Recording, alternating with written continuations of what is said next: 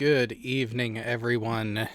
It has been another week. Yeah, that's what it's been. It's been a week. And quite the week it has been. But I've been told we actually have some news and announcement to lead everything off with. So, other than your audio being much better and your internet connection being superiorly more strong lately, Alan, what else do you got going on? Well, I think a fair number of people might already know by now that my daughter is getting married at the end of November, Already knew that one. and that she is making me a grandfather in February, I guess that one. and that she had the 20-week scan today, and I'm going to have a grandson. Ah, so they had a baby and it's a boy. Yes. Hey, congratulations. And by the way, Pig, that was in reference to these things they call commercials, where they were talking about how cheap you can now make long-distance calls, because collect calling was a thing. I don't care. God, I remember when collect calling, the county beside you was more expensive than calling across the country. Yeah. Yeah. Did any of you grow up with rotary phones? Yes. Yeah. Not in my home, but at my grandparents' home, yeah. Hey. Okay, now how Oh no, about we had push button? we had a rotary What phone about push in buttons my that were house still rotary? until I left.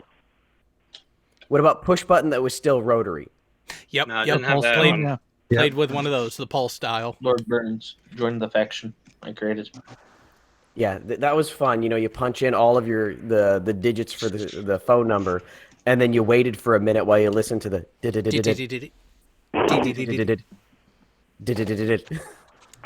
When my hometown got push, I don't even know what's it called now. Yeah, the digital dial. That was fucking amazing. Oh, touch tone. That was the first step. Yeah. Oh yeah, touch tone. Beep, beep, beep, beep. Yeah. TTMS, it was called, dual tone something. But yeah, I remember it. I thought, Alan, you had a hand crank.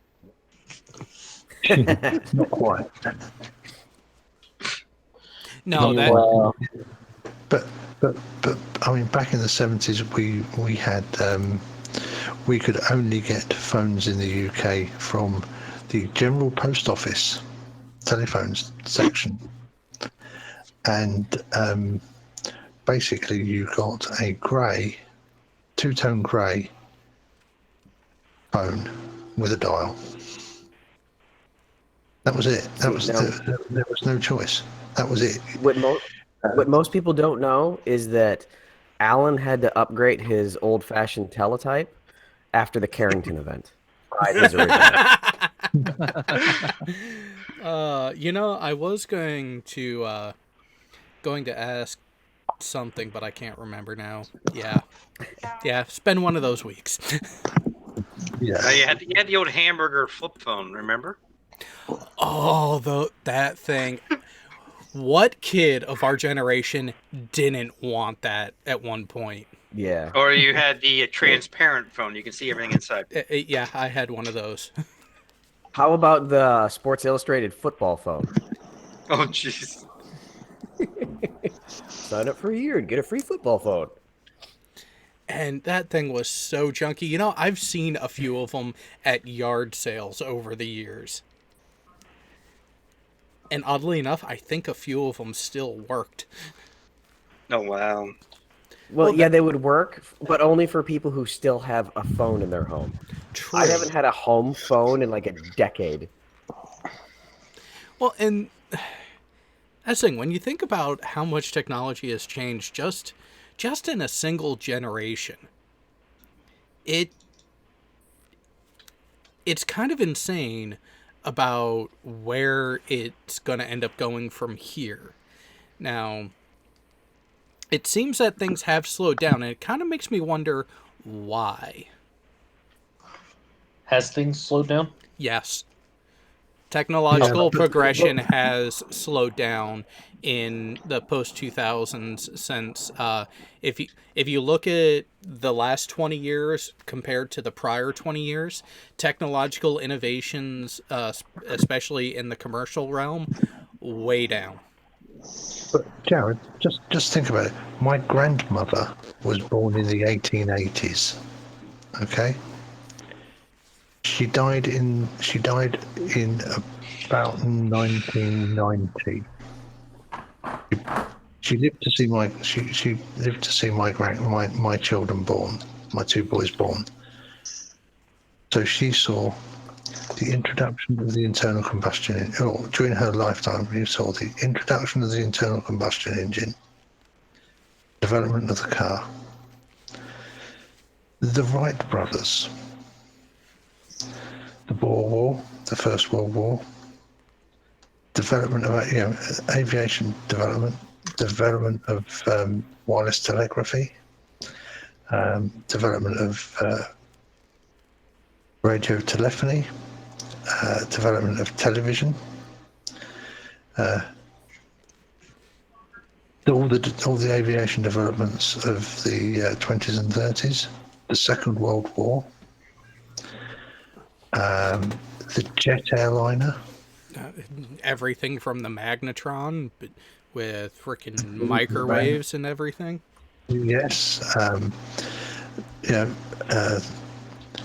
through to Mr. Armstrong walking on the moon, and the introduction of the home computer. All that stuff's all been done for the first time. It leaves us very few things now to do again for the. You can only do a first thing first once, can't you? Well, You can develop. I'm sure we're still developing and refining at an incredible rate. It's just that we've got to have some technological paradigm shifts, and I'm sure there's going to be one. Well, yeah, sometime. Yeah, but, it's a question of what is it going to be. You do realise, Jared, one of the reasons why things have slowed down so much is because you can only fit so many transistors on a chip. They've got them down so small now that they're almost at the point that they can't fit any more on. Well, yeah, you have your miniaturization limit that we're hitting, but even then, it's a question of how much other technologies have stagnated along with it that you really don't necessarily have to. I mean, when you really look at it, even transportation technology, why is it taken until the last 15 to 20 years for better efficiency to come from the internal combustion engine, with it being around as long as it has been, and then also switching to different fuel types and different modologies to power the personal conveyance that we have? I mean, there are these stagnations that do have a genesis from 50, 60, 70 years ago, that now there is the other side of the technology required to allow them to be more commercially viable. But how much are we being limited by that term, by that tag, commercial viability? I think some of that stagnation, though, is also based upon unpredicted changes in how we use our technology. Because 15 years ago, you would not have even assumed to have this much information in the palm of your hand. The average person would not have even thought that this was a possibility or something that they would want or desire. So if you just look through my lifetime, I'm 41. I got my first cell phone in 97. And before that, and I was like, hardly anybody had cell phones. And my cell phone was a big flip phone. It had 3 pre-dial or pre-recorded buttons for memory. And I had 200 minutes a month.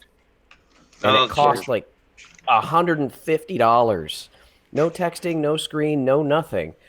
And that was in 97. And look what I have in my hand now. The phone I have in my hand, I can surf the internet. I can call my wife from the other side of the planet. In 97, I wouldn't have even assumed that I could even think that that would be possible. Furbo, I got a So- question for you. Yeah, so what I would say, not necessarily, I think that the current use may have stagnated because we have squeezed as much out of that use, but how are we going to shift the use to expand it to another area? Furbo, Yeah. back in your time, could you imagine holding, a library's worth of information underneath your fingernail, like the space underneath your fingernail?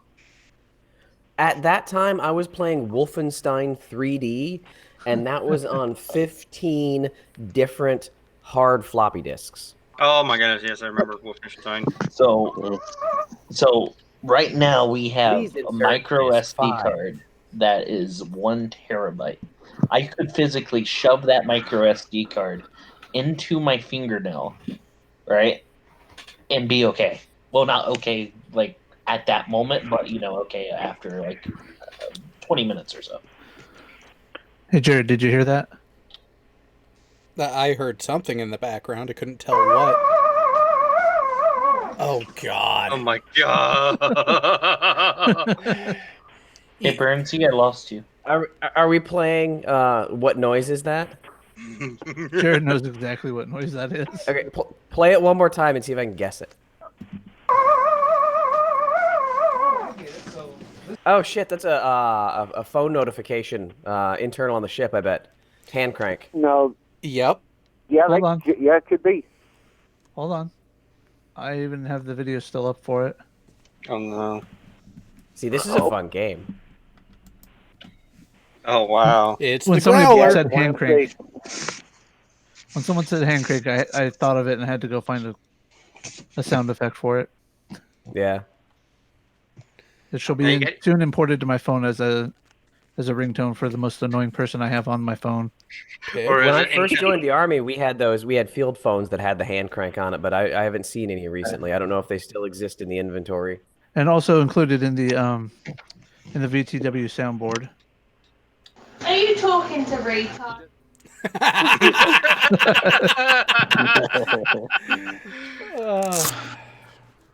Even my wife's laughing at that. Hey, Yeah. Burnsy, Yo. I'm at LOL antenna. Where are you from that? Say again? I'm at the antenna of your base. Where are you from that? Oh. Did you save those GPS coordinates I gave you earlier? Yeah, but they're not popping up anymore for some reason. Yeah, give me a second. There should be in Discord. Yeah, I put it into the thing, but it's not popping up. Physically not popping up. Oh, Jay, make sure you check on it says showing HUD. I already did. What's up? I have something for a discussion. Military related, Rosie even. has come to the acceptance that she is now an internet meme. In audio.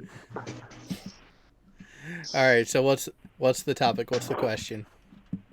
So, curfew in Korea.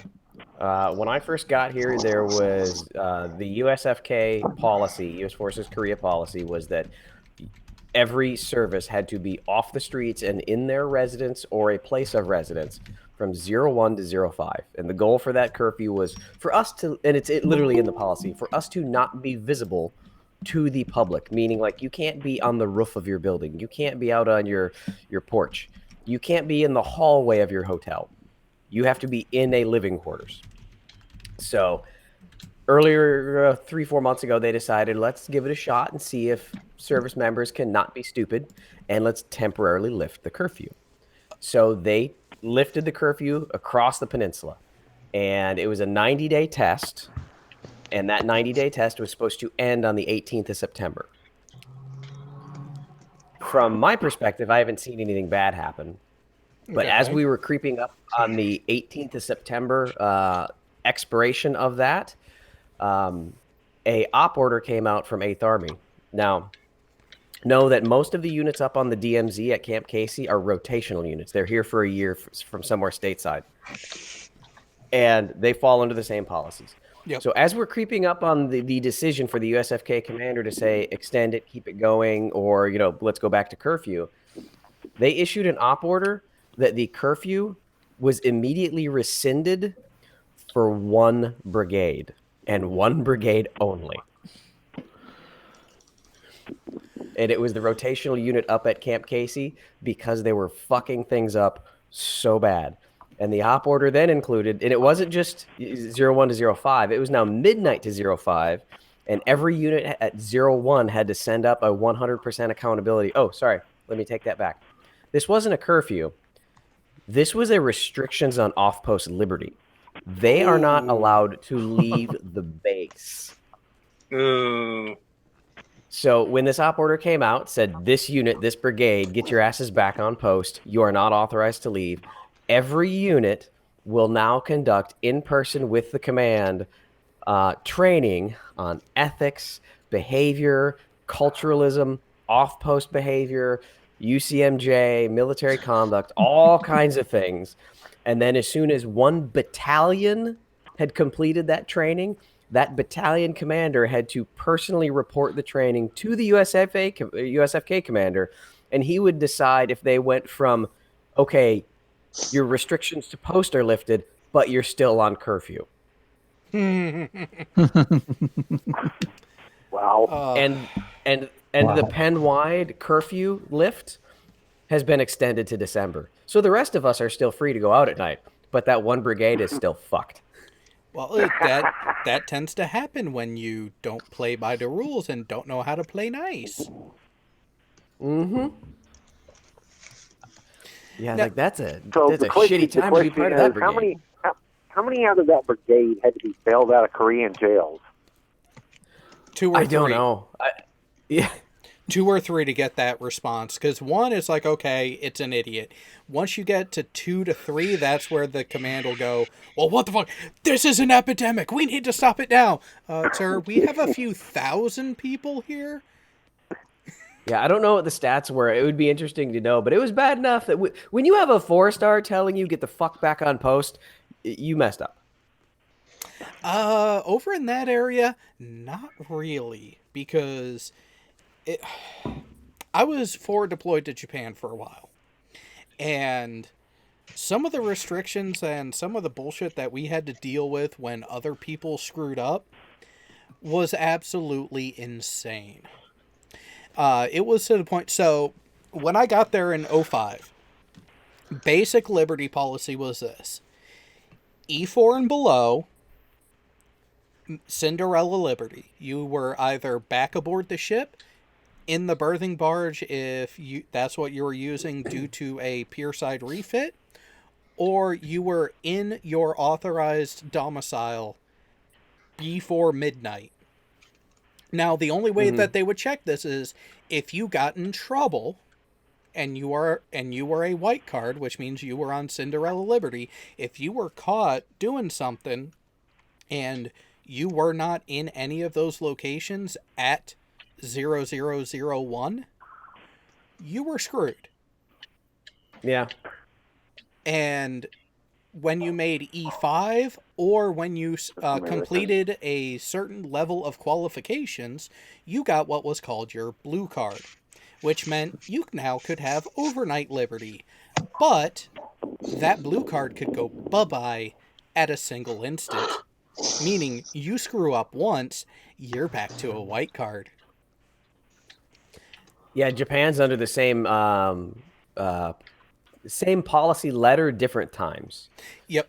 And so, this is, on the Navy side, we had to deal with Sifei, the commander of fleet activities based out of Yokosuka. And, oh boy. We used to have a DUI board at the entry to the base. The entries onto that board went bye-bye when an 05 from the Blue Ridge got popped. Ooh. Yeah. When the 7th Fleet has a member of his staff get caught, he starts playing games. So the DUI board went away for a while, and it would show the command, the pay grade, and which level of offense. Because in Japan, there were 3 levels. There was driving while drinking indicated, DWDI, which was .03, the limit. Yeah, that's what it is here now. And then you had DUI, which was between .03 and .08, and DUI for above for .08 and above. So you had 3 different levels of just that one infraction, and the board would show which one, which command, and what pay grade. No. And then the Blue Ridge made that go bye-bye for a while. But here's the real kicker. When anyone had a Liberty incident from your command, the initial step was a command-wide recall for a safety brief immediately. Yeah. Which meant, even if you lived out in town, guess what? Someone done fucked up, your ass is stuck on the boat until they say you can go home. Where it got interesting with the Kitty Hawk was we were the size of about 10 ships by crew. So after the first one where the entire crew got called in, and the massive mess on base traffic that it caused, they decided, okay, larger commands like you guys, okay, it's not the entire boat that gets called in now, it's your entire department. And again, you are not leaving until the earliest, the afternoon of the next day. So that whole punish the group for the sins of one person, oh, they fully embraced that. Yeah. See, what I love in the Army is when a piece of equipment goes missing and a unit doesn't get to go home for 3 days as they throw everything apart to try and find it. Inventory control, motherfuckers. You gotta keep up on that shit. Yeah, unit comes back from the field and one soldier can't find a set of nods. Now, well, this is a question, Furball. Have you directly, intentionally fucked with a battalion and kept them 3 extra days by hiding? But finish that. I missed the end of it. have you intentionally fucked with a battalion and hidden specific pieces of equipment just to keep them there 3 extra days? I have not. Remember, I have not been a normal soldier for 16 years now. I deal with it on the other end when I get a battalion commander calling me saying, "Hey, I'm missing a set of nods." It's like, "Okay, sir, go look for them." We have been. They've been on lockdown for 3 days. I think they're stolen. It's like, "Ah, shit. Okay, I'm coming." What are nods? Because that's not a term us English Air Force people understand. Night vision devices. Some kinds of night vision. And they're in Piggy, and Piggy has them, or Furball, you got them in your other room. What's that? You're holding on to those night vision goggles, aren't you? Yeah. Yep, he is. I have a whole bunch of nods in my arms room, but I'm signed for them. Oh, that's how you check on your Cavendish experiment, right? With your night vision. No, but I do have a government-owned Faraday cage that I need to return back to the office. Minor detail. By the way, good video on that one. We're 3-0. Thank you. Yeah, I've had the audio on that one for like 3 weeks. I just didn't have the motivation to make the video. But I'm proud of it. I think it was a good result. Injuries now today. Although, speaking of the idiots, we do have a new thing that came up recently, which is pretty laughable. Sean wouldn't be surprised if Sean has another entry in Flat Earth Research Wins. Oh, jeez. Oh, is it this guy that he made his recent video about? Oh no, Riley. Somebody new? No, Oh, what now? no, a retread. Riley pulled another Foucault. Oh God, not again. Oh, who did he mess up this time? Oh, it's not who he messed Oh no, up. is it it's the Einstein letter? Yes, it is. Oh God. Oh, somebody forwarded me that. Sly did a video on that today too, or a stream on that today. And it was pretty much just like here's some key things that if you know anything about Germany at the time, you would know this. Yeah, and he even ignored the glaring one. The It's in letter. English, not in, Yeah, the not in letter German. would have been written entirely in German. That's just one off the bat.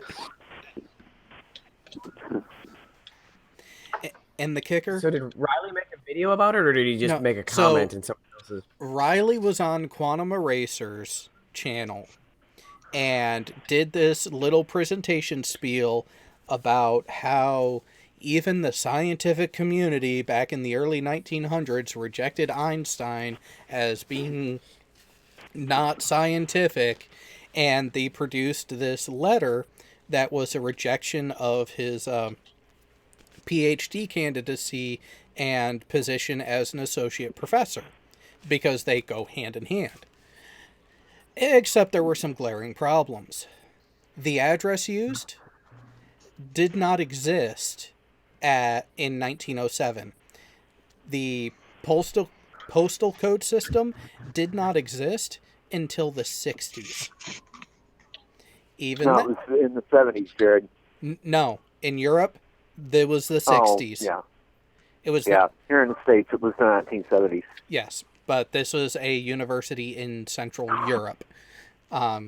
So the postal That produces their letters in English. yes, from a predominantly German-speaking country.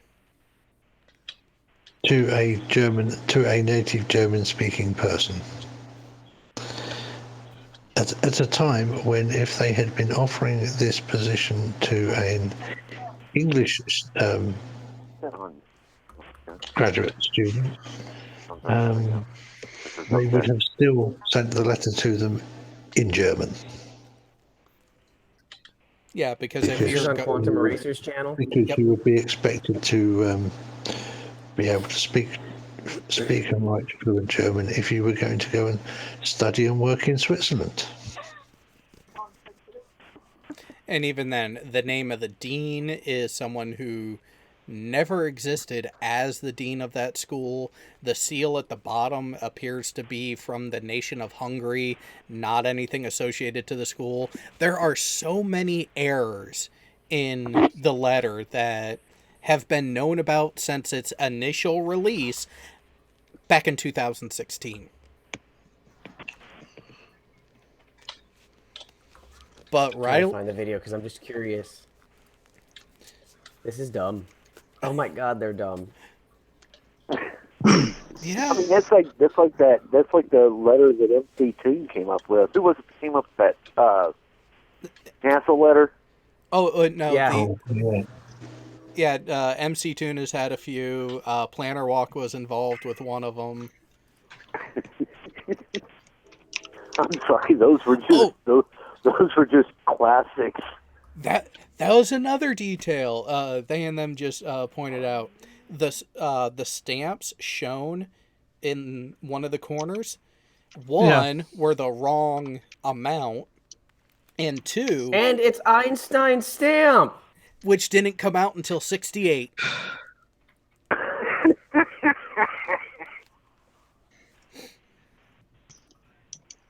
Yeah, here it is. I'm gonna post this in the side chat. I found it. This is ridiculous. Anthony's is doing that late push to finally get his win. No. Problem is he's gonna fail at it. This disingenuous fuck. Now, wait a Riley second. must not be allowed to win. When do we vote for Dumb Fuck of the Year? Nominations are at the beginning of December. Voting is through the entire month of December. The winner is announced the afternoon of January 1st. Anthony knows this is You fake. think Riley is tired of coming in second place and finally decided that this year is going to be his year? I don't know. I thought Riley liked sloppy seconds. Yeah. Let me I see. think it should be compulsory that Riley only ever is allowed to come second in Dumbfuck of the Year, because he's Yeah, not we even, only vote for first and because he's third. not, because he is not. You know, he's such a fucking failure that he can't even win. He can't even win a competition for being fucking useless, can he? Hey, Jared, Mhm. I would like to present right now and make an assertion. This is my belief, and I'm pretty sure I'm right. Anthony knows this is fake. He absolutely knows it's fake, and I have evidence. Okay. Let me know when you've got it. You've got a screen shared. You're sharing. Hey, Burns, I need you to All share right. your progress with me. So this is the website that I found that talks about it, where they debunk it, the Einstein forgery. Now, Riley uses this image when he's discussing it over on Quantum Eraser's channel. Yep. Watch what happens. Do you notice something that's missing? Oh God, he just straight up cropped it. He cropped it so the obviously fake Einstein stamps that wouldn't have existed then aren't in the presentation.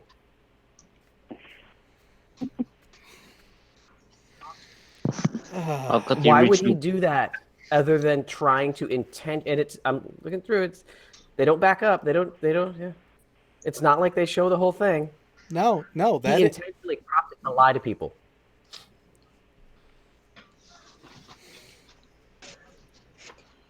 that doesn't That surprise me. disingenuous little fuck. But yeah. Well, okay, Furball, what did he say to you after the interview that you had with him when other things were coming out? About what? Asking if he knew what was going on with certain shenanigans, and his response. Oh yeah, his response was, "Okay, see you around." When I asked him for information about it, and then he blocked me. He wouldn't respond to it because he knew that he was caught red-handed. But Ranty continued to correspond with me. Riley just walked away because he knows he's fucking lying.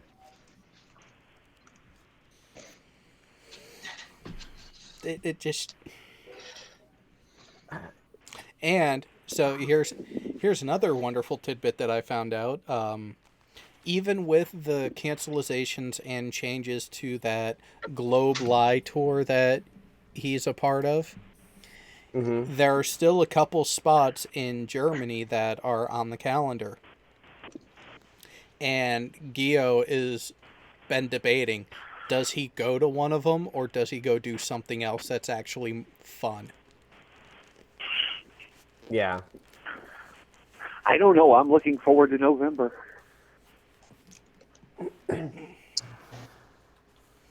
Flat Earth International Conference. Oh yeah. Yeah, that could be quite interesting, depending on which ones actually show up. You know, I plan on trolling. Good one, Jared. I plan on trolling the fuck out of it since my company's guarding it. So. Oh, you're kidding. Ooh. So you'd be working it, huh? I'm going to be on it for 1 hour a day for PPO reasons. Are they worried about something happening? Yes. Well, especially Mark. Well, if they weren't such disingenuous fucks, they wouldn't have to worry now, would they? You know, and that's. I had to inform my boss of this, and he was like, you know, I need to get back as soon as possible so my PPO stuff gets certified before the Flat Earth Conference, because he wants me working it 1 hour a day. Why? Because your familiarization with the topic? No, because I'm one of the best that he has. I'm one of the better shots that he has. So if it comes down to the use of lethal force, I don't miss much. But when other topics are around, it's a completely different story. You know, I mean, you know, I'm gonna enjoy it because I mean, it gives me a pass to go do the Flat Earth conference. Now, wonder how else we could use that leverage. Oh, it's kind of like having a backstage pass to everything. Actually, it is a backstage pass to everything. Do you need any temps? I think that It's your like- organization needs to hire on like 20 temps just for the day. We can get some volunteers for that. I know Team Skeptics wanting to go to it. Jared. Jared, we need somebody who's not known in the community to quickly infiltrate Flat Earth and then raise a concern about the safety for the event, and then start asking for volunteers to come and provide additional security support. Wouldn't And work have it be because nothing but us. You have to. No, you have to be licensed and certified through the state. No, not actual security, but just, hey, we're the guys in the red shirts that are here to make sure this event is safe and okay. But everybody in a red shirt is Those actually guys one of have to us. be licensed by the state of Texas. If you're Really? visible Just to in stand a there? uniform, yes. If you're visible in a uniform and you merely observe and report, you've got to be licensed by the state of Texas. But What about like the bike groups that block the funerals? But technically, we're not I'm there thinking to like that. observe and report. We're there to point and laugh. We are. Yes, but to have the contract, you have to be licensed because you're going there with a subversive. No, I'm not saying contract. I'm saying just like the motorcycle groups do when they go and counter-protest the Westboro Baptists, we are just doing this as a group of concerned citizens to help the event. Oh, you mean you're going there to protest the event? No, we're not there to protest the event. On paper, we're there to help. Until we point and laugh. That way they welcome us in with opening arms until we pull off our "Hey, we're here to help you" shirts and have NASA shirts underneath. That's what I was thinking, is that you're going to be wearing NASA shirts somewhere. No, we do that. We do that, and everyone except Red is wearing a shirt that says, "Hi, I'm Red's Rhetoric."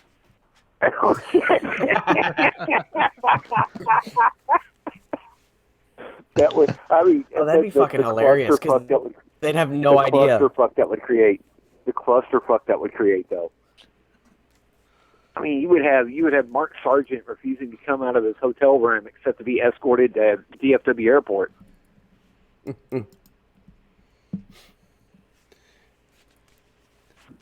Okay, what was that?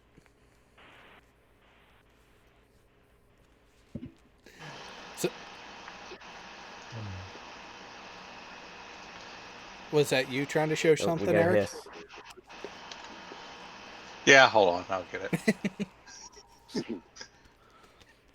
Is your 3900 X7 issues? But I actually cut off the part I didn't want to cut off. So. Oh, all right. Well, while you're fixing that, I do kind of have to agree with Leon from the chat.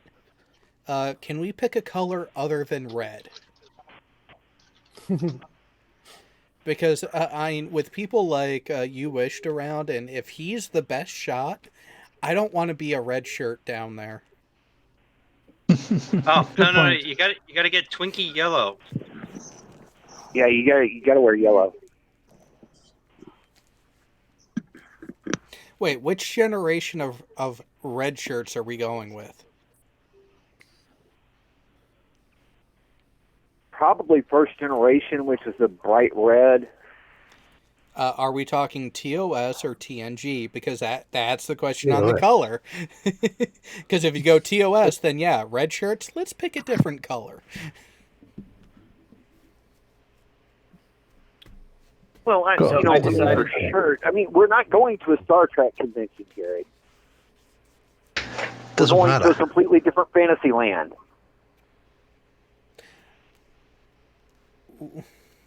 Okay, so what's the one on the left? TFCon. It's a Transformer convention. Okay. And then we have Look at the 400 glowing and interesting. True. True. That's entertaining.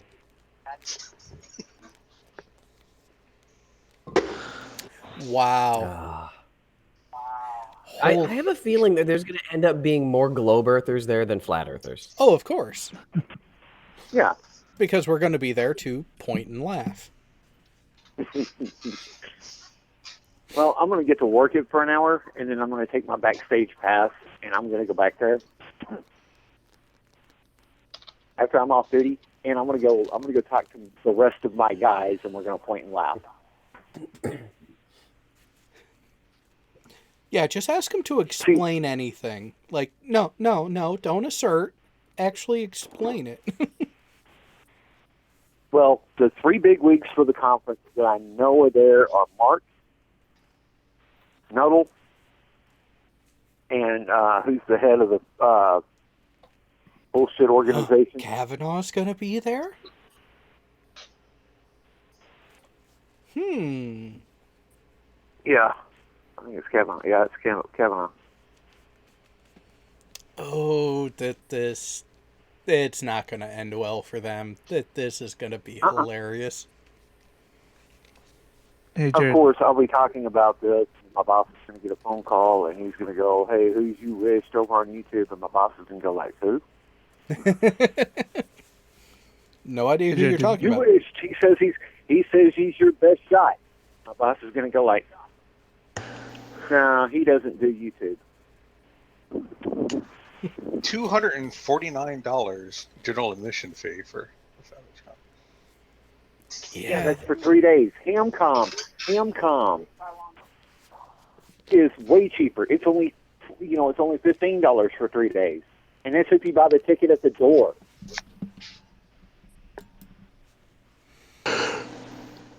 They really need to learn to web design better. Yeah. How the... They had JM design it. No, You know, well, here's the no, thing is that- no. It wasn't JM because it's spelled right. All right. Shelley spelt everything correctly. He did the color palette. Well, So I can good. see him doing the color scheme because even the color scheme for Dallas is wrong. Yeah, there's not enough yellow. No, it's not that. It's multi layers of white and red. There should be just one red layer and one white layer. All right, so here's everybody that's supposed to be coming. Oh, Oh! things just got interesting. Hold on, I gotta switch over to the right soundboard for that. Interesting. While I'm playing. Oh, Rick Hummer's gonna be there.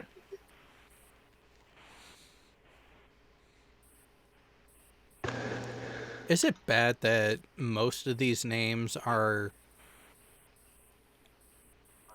just like who?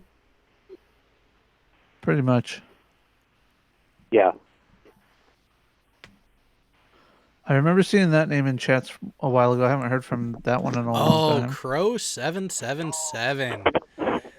All the more reason we need to get Red there. Because that guy all but disappeared because of Red. Oof. You know, that would be the thing. We need to get blue shirts made with the NASA logo, and inside the NASA logo it should say, "Hi, I'm Red Frederick."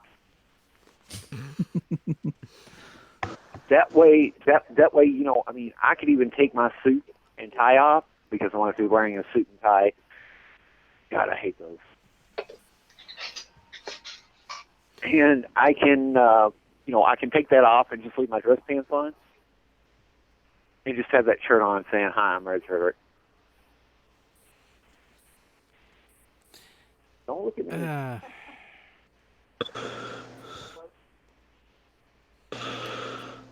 I wonder how much of these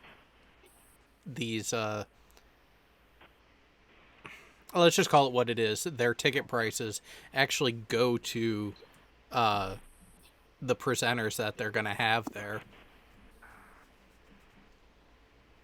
I don't know, but I know what they're kicking out for security there. Just the PPOs alone are going to run them $20 an hour. And that's just what the PPOs make. So you're talking about with insurance and everything else. Wait, it's is that about $45 to $50 an hour per PPO? I was going to say, is that per person on the detail? Or yeah, and understand they're only putting one person per nobility for that. So for the CIP, there's going to be one officer. I'm only slated to work 1 hour a day because I've got night supervisor duties to do at the end of the day. So I'll be there the last hour of every time. But I don't have to take off right away.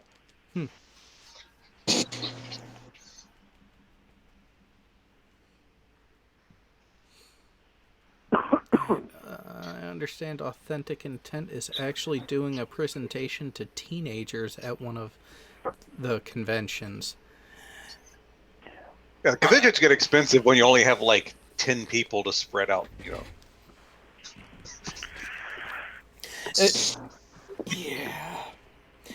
But no. They're in it for the truth. They're not in it for the money. Yeah, right.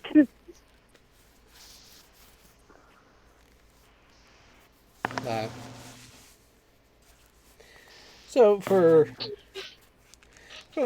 something else, there is another facet of stupid that has actually come to mind over the last couple weeks now.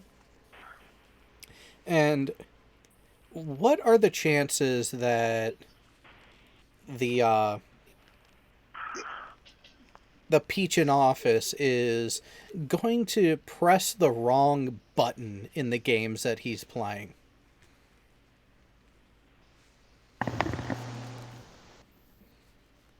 This is an amazing time for me to be heading to Washington, D.C. to be working protection. This is going to be fun. Oh. Is there anything in particular you're worried about?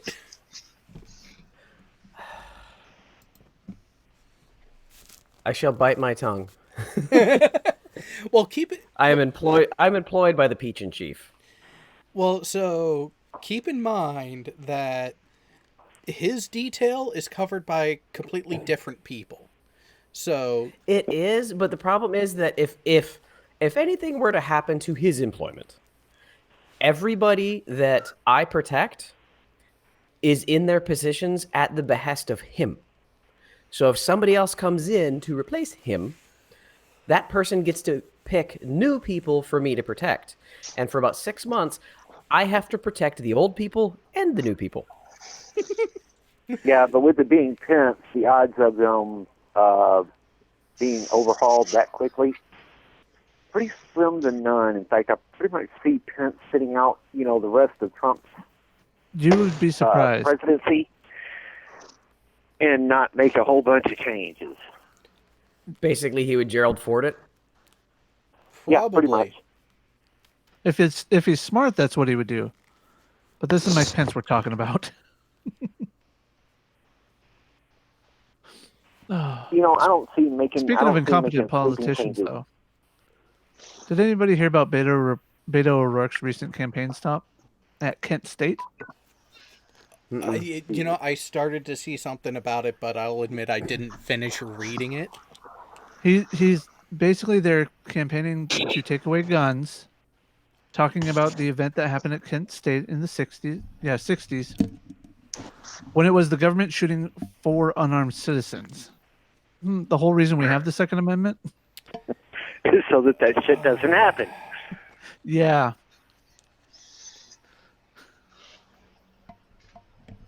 Was it? Don't try to wrap your brain around that one, Jared. Well, keep in mind, this is also a guy who decided, hey, you know what'll be a great idea for my campaign? you know what? I'm not going to pull any punches. Fuck yeah, I'm going to come after all your guns. Well, you got to understand, this is coming from a guy who legally in Texas cannot own a gun. Federally, he cannot own a gun. Anywhere he cannot. Yeah. See, I don't get how he can hold a public office if he's got a felony rap sheet. Because that's not a prerequisite. Yeah, it's not a requirement to be not a felon. So one would think that would be obvious, but they didn't. Wouldn't it write be that in the ironic if you're in a state that prohibits felons from voting and you get elected but you can't vote for yourself? That would be fascinating to see how that goes over. Although, then again, I am in a state that has openly said that even though he was a corrupt SOB, if he were to run for public office, he would win in a landslide. And yes, I'm talking about Buddy Cianci. Also, just so you know, most states that prohibit felons from voting also prohibit them from holding an office of public trust. So, Marty Moose, the issue is not with removing firearms from those deemed mentally incompetent. It's taking them away from everyone. Everyone who has the right to own said weapon. Who was it recently that was criticizing some kind of policy that was trying to be in place, and they were saying that it was wrong, that they shouldn't be allowed to lend their weapons to people who can't legally own them?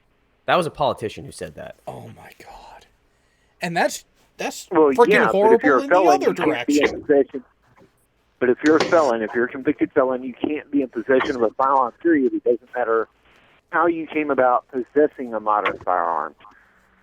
Okay? Now, it could be a replica.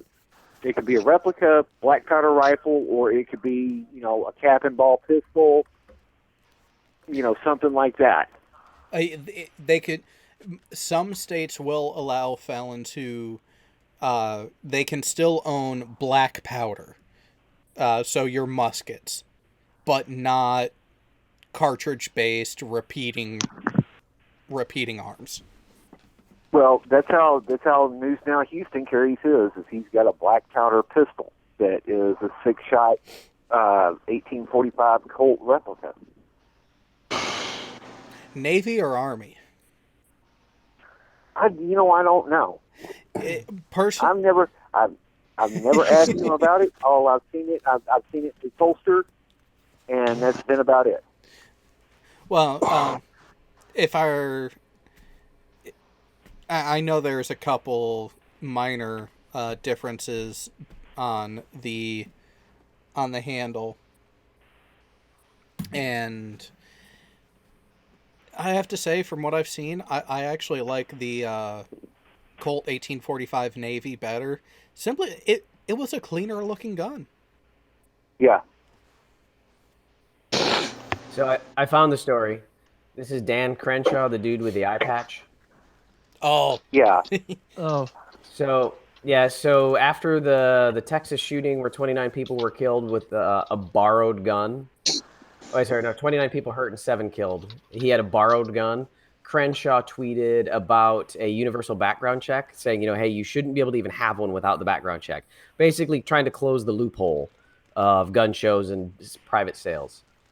Well, that's more private sales, because a lot of the gun shows require you to have the background check done before you even walk on the premises if you're of age. Well, not in Texas. Not in Texas. I said not to get in. ID. Yeah. So with universal background, this is his tweet. Situations like this are why we protect the Second Amendment. On a side note, with universal background checks, I wouldn't be able to let my friends borrow my handgun when they travel alone like this. We would make felons out of people for defending themselves. Why would you be lending a weapon to somebody who can't lawfully buy one? Well, it's not so much there that they can't lawfully buy one; it's that they don't have one. And the way that some of these proposals have come up, they're going to mandate 15 waiting days. Well, Right? So let's say that you're going to a credible threat area. well, Okay. it's not. It may not be that they can't own one legally. It's maybe that they don't want to. Because that's the thing. Right now, I do not currently own any firearms. Could I? Yes. Do I at this time? No. It's a choice. Right now, my money's going elsewhere. But if you were to need a firearm and you said, "Hey, you wish? Do you have any extras?" And I would be like, "Okay, right now I can do that." You know, you pass a universal background check, and I can't because that pistol is locked directly to me. Yeah. Well, and that's When where. did Steve Shives become a flat earther? Huh? Oh, just a picture looks like Steve Shives, but it's not. Oh, Marty Leeds. Yeah. Oh God. You know, if Steve Shives comes out as a flat earther, I will fucking throw a party. Why? All the more reason for him to block the rest of us. Oh yes. Well, you know, I mean, Steve Shives has me blocked, and I've never interacted with the bastard. Which, by the way, I am not blocked by him. Last I checked, and he has not responded to my invite to come discuss some of the topics that he's brought up on his Trek Actuallys. And I haven't gotten any strikes or anything from him on the couple episodes where we've pretty much tore apart his videos. I'm blocked by him. I follow a whole list of people that he doesn't like. So yeah, yeah. When I followed Bering and Sugar Tits, that's when I got blocked. not Bering. I got Thunderfoot. Yeah. Bering's funny as fuck.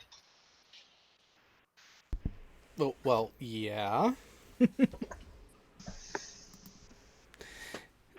I got Tildeer.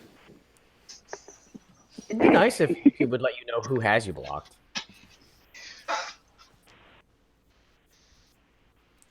There's a plethora of people I'm following that probably get me on his naughty list. I disagree with these people politically. You must be banned. Steve, how can you have appropriate adult discourse with someone if you just block them based on arbitrary associations? Who cares about that? I don't know. I've been getting blocked by a whole lot of people here lately.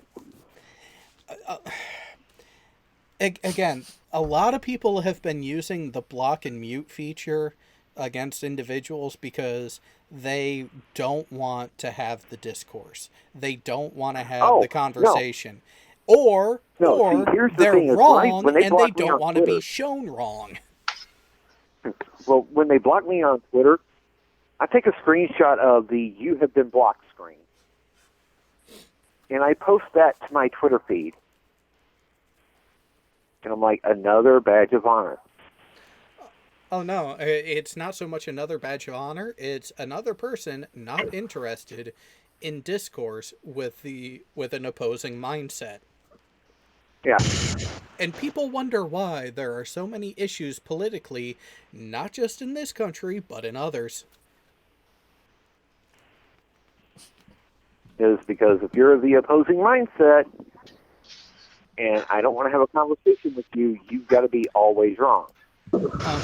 I just have to say this because even though Terry pointed it out, Terry, what if I prefer Peter naked? Don't give me that visualization, please. I'd have to scream a tornado pelt. We had tornado pelt begging for eye bleach and brain bleach this morning. It's got to be better than pig naked.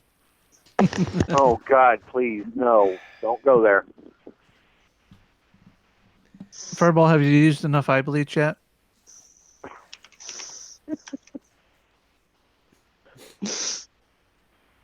I was off peeing.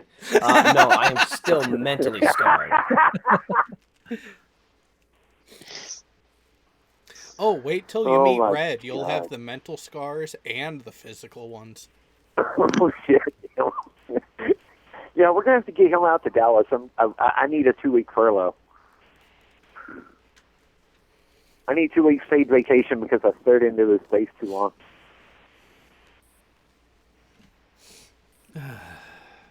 Oh God. Oh, what you find now? Did you guys hear about the guy who raised $1 million as a joke about needing beer money, and he gave Oh, majority of it to the children's Oh hospital? yeah, yeah. yeah. Well, apparently he apologized for his racist tweets as a teenager. Oh, for fuck's sake. Yeah, and I my hadn't heard about that. What is that? one of the guy who hosts my podcast. You've seen him in my chats before, Jared. Dave Bowman. Oh, okay, yeah. Once upon a time, you said that something that offends us. Therefore, we do not accept your good actions today. Which pretty much sums this up in a nutshell. But the reporter who found these racist tweets got fired from his job at the newspaper. Oh, do tell why. Because he also has issues of the past. Oh, You see, there's a reason why the scripture says, "Ye without sin may cast the first stone." you know, it's always hilarious when the people who were calling out for the continuation of this cancel culture type of BS that's going on end up being the ones caught up in it. Yep. Like, even frickin' Sarah Silverman, had no problem when other people were getting chastised for things that were done in the past. She's literally a day away from beginning principal filming on for a role, and the night before she's told, they've decided to go in another direction because of this skit you did on your show how many years ago? Mm-hmm. Well, Justin Trudeau's under fire for going Arab face for a production of Aladdin or something for Halloween. Yeah. Justin Trudeau.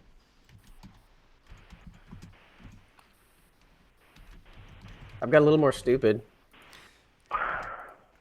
Let's have it. All right, let me share screen. Got to figure out which one. Have you guys seen the video of the guys bouncing on the trampoline on the tractor? Yeah.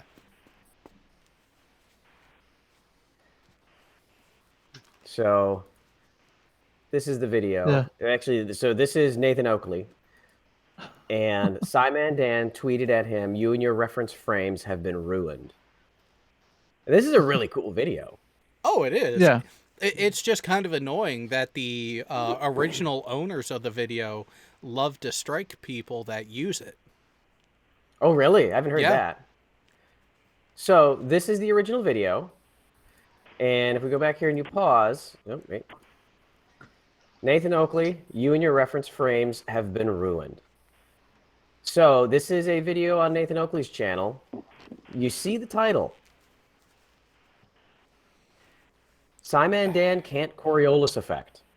They spend 10 minutes bashing Simon and Dan and this video specifically about Coriolis, when this tweet has less than nothing to do with Coriolis. And they repeatedly say, "So Simon and Dan, you're saying that this proves Coriolis? How does this prove Coriolis? Blah, blah, blah." They hang on the Coriolis taint and try and use that and build the greatest straw man ever. Well, they are British. You know, they have Guy Fawkes Day, so no That's offense, Alan. true. Yeah. And it is just right around the corner. Guy Fawkes gets a bad rap because that matchstick broke. So, remember the 5th of November. This is just more evidence of the absolute disingenuousness of anybody who pretends to believe that the Earth is flat. So is No, this So I is the gotta ask. absolute proof of dumb fuckery of flat Earth. Period. so I gotta ask: is their pushing of Coriolis effect with that video? Is that the 0 or is that the 5 that multiplies by multiplies by it? Karis is in the chat. Hello, Karis. Yes. Hey, Karis. No, they don't go into the math on it. They just keep going over and over and over about. So Dan, you're claiming this proves Coriolis. Why aren't they shifting to the side then? It's like that's not what Dan's saying. You retards. Yeah, if anything, it's showing the conservation of momentum. Karis is here? Yeah, she was out in Yeah, the chat. Karis is in chat. Ring my bell to be a special subscriber. Mm. You know that soundboard's going to get us all in trouble eventually one of these days. Oh, she's okay with it. Yeah, but my wife is not. Soundboard Well, in what? chat She there. doesn't trust you? No, Oh, she yeah. trusts me. She just, it's just Oh, one of those things. she just needs to piss on your boots from time to time to remind everyone else. Yes, she does. Yes.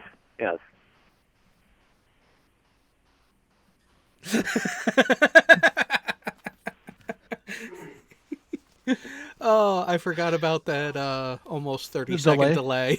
Yeah. Yeah, I haven't told my wife about our three-way that's coming up. We still got to plan that. I thought it was a four-way. Well, I thought I got lumped into the mix at the end there, didn't I? Was it you or Bo? No, Bo was trying to insinuate, but you guys were making the comments about me making the soundboard. True. Yeah. I gotta listen to it separately so you guys.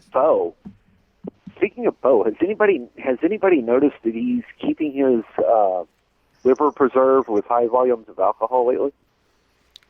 Well, we did have quite the I trauma take understand place. that, but I understand that.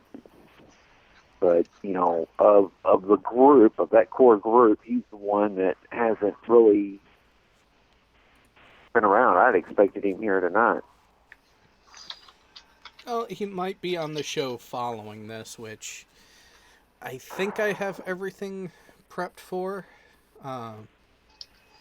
It is going to begin with a moment of silence with one of the last things that Sai did manage to produce for all of us. So, if I can poke my head into that at some point, I wouldn't mind, but I'll be there for most of it in the chat. Yeah, it's pretty much going to be an open panel for anyone who does want to come on and say something about Sai and everything. So we are going to be using meets for it, and I'm debating whether or not to start a new one or just go ahead and continue to use this one. Yeah, I imagine it's going to get a little crowded in there if you don't have crowd control. Yeah, if you do a new one, I'll call in, but I'm not trusting my internet at midnight here. Are you still on HughesNet? Yes, I'm still on HughesNet until next week. My paycheck comes in, and then I get to go back to Dallas next week. Yay! So, yeah, I'll be having I'll actually have internet on my cell phone, and Bye-bye, all that good Karis. stuff. Bye, Karis. We'll see you later. Bye, Karis. Not to change the topic to different hotties, but holy hell, 2 girls, 1 headset? Yes. Oh, that was last night. That was worth the lost sleep. Oh god, I was at work. Wait, somebody throw that up inside chat so I can screenshot that and go later. It's gone. You took it down straight away. Red was his typical dickish self about that. There was so much there that I could work with. I just couldn't work fast enough. I even asked for him to keep it up for 24 hours so I could download it so I could work my magic. And he pretty much laughed at that. I could have left the office an hour and a half earlier, but I couldn't get out of my chair. There's my memory of it. I just posted it on Discord. Y'all are gonna have to tag me in Discord when the next one comes up. That one was unplanned. That was a random stream because Red was bored, and it ended up being a typical hot mess. Oh. Well, at least it wasn't his typical dumpster fire, though. Or was it, and I missed that? It wasn't. It's just that I'm laughing at Furball's picture that he put in Discord, and thinking of what Red said.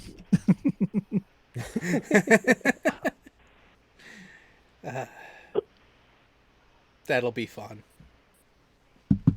I agree. We have to get those two back on another stream. Oh yeah. Yep. Oh, and Jay, were you referring the one we already mentioned or a different one? Which one? The gaff from Beto. Oh, that's the one we mentioned. Yeah. Okay. That we talked about. Oh, wait a minute, Leon. Did you not watch Red's stream last night? It would have been early morning for you, so understand if you missed it. But holy shit, did you miss something epic? Oh, since Gio is not here to defend himself, I got the soundboard started for Canar with the Mar.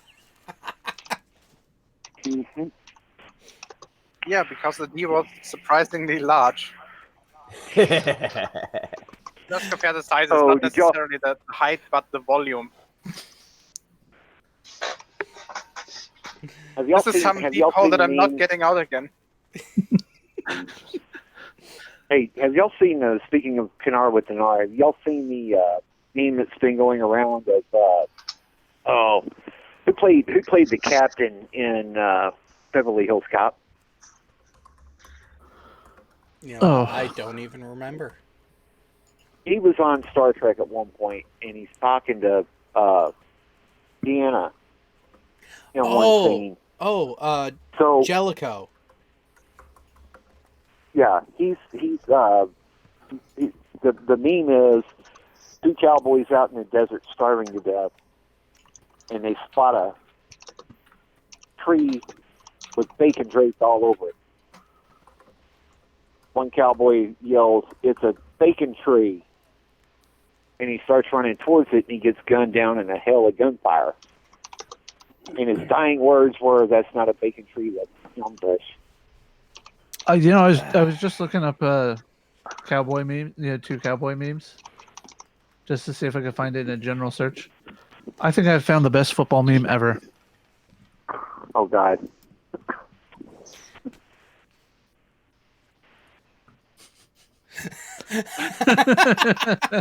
Oh. That hurts. Oh, that hurts. Perfect. You know what? Hey, Cowboys 3-0. 3-0. It's going to be 4-0 after Sunday. It's not wrong though.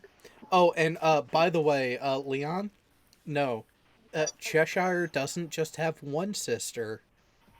Apparently, she has two sisters, and we just happened to catch her older sister. Yeah, I think that's what it was. Yeah, I think that's what she said. Here we go. So I'll share this with the group, my image. Hold on. Okay. Ta-da! Damn.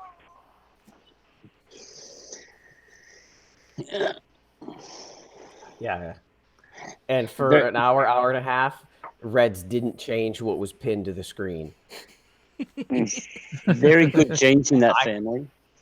I could have left my office an hour and a half earlier. Could have. That image would have gotten me sent to divorce court real quick.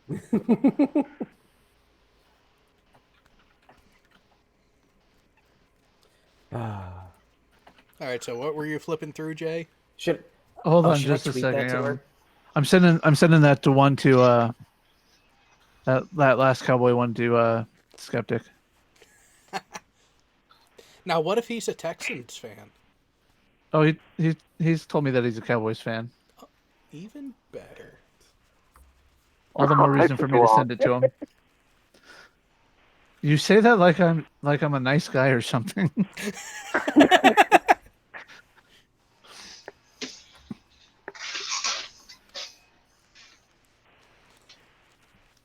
I remember when that one came out. Yep.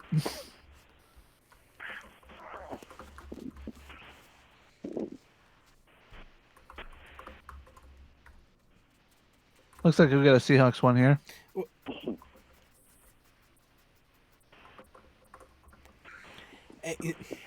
I don't think that's this season. That was like a couple seasons ago. But yeah, I think it was last year. Although this year, the Browns have been better than I expected them to be. oh yeah, Yeah. Cleveland's got a really good team.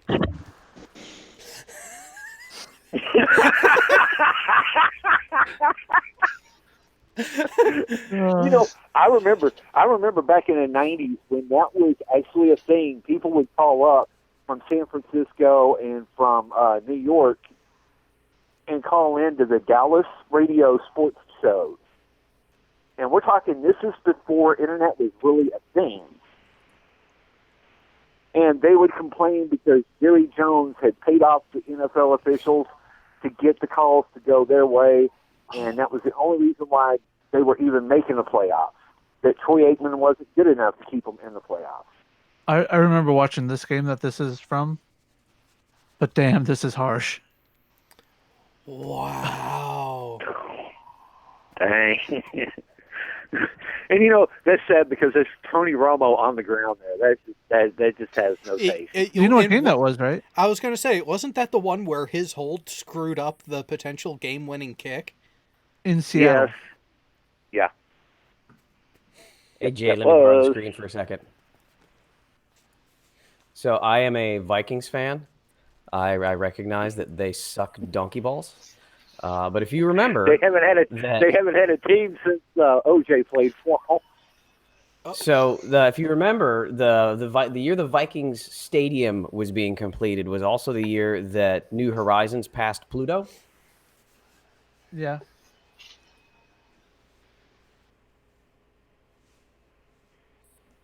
The entire trip to Pluto cost less than the Vikings stadium, and Pluto is home to as many Super Bowl champions as the Vikings. I found a picture of Pig. Oh, if you that's were a good. football fan. Let me guess, he's a part of the dog pound? Oh no, No, better? much better because this is his mantra too. I bet. Nice. Although, to be fair, I know what he's trying to do. yeah. So, And see, that'll be me. I'll be in ICU somewhere after suffering my 12th heart attack, going, God damn it, I'm not leaving this planet until the Cowboys win again. oh, This one's pretty true. Yeah, the only team to beat the Patriots in the Super Bowl over the last 20 years.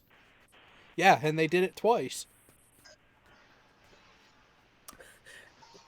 LRJ88, you should stop showing these memes. Rape is against the terms of service.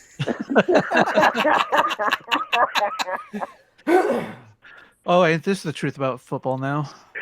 Oh my God. He forgot to add in the comment of adding the mint to the pillow too. Oh no, that was new after week 3. Oh, okay. I haven't watched any football this year. I tell you what. My son's football team, and this is 7th grade football, okay? And the wide receiver, my son plays corner, which I don't know why he plays corner on the 7th grade team. He's not fast enough to play defensive end. But he plays corner, so he's lined up against one of the wide receivers, and they're running run plays. So we know what the play is going to be. And I keep trying to tell the wide receiver, look, you're a head and a half taller than Joe is. Just park Joe on his ass and keep going. Well, he didn't take it to heart until we had the head coach today. And I'm sitting there watching him. And he finally puts my son on his butt. And my son's like, what the hell, man? And I'm like, I told him to play him like he's playing your opponent. You need to play him exactly the same way. So I ended up with my son, who gives up 25 pounds and 8 inches to this wide receiver, holding on to this wide receiver and holding the wide receiver on the line of scrimmage. Leverage is a beautiful thing. I was proud of him. Marty, what year was that?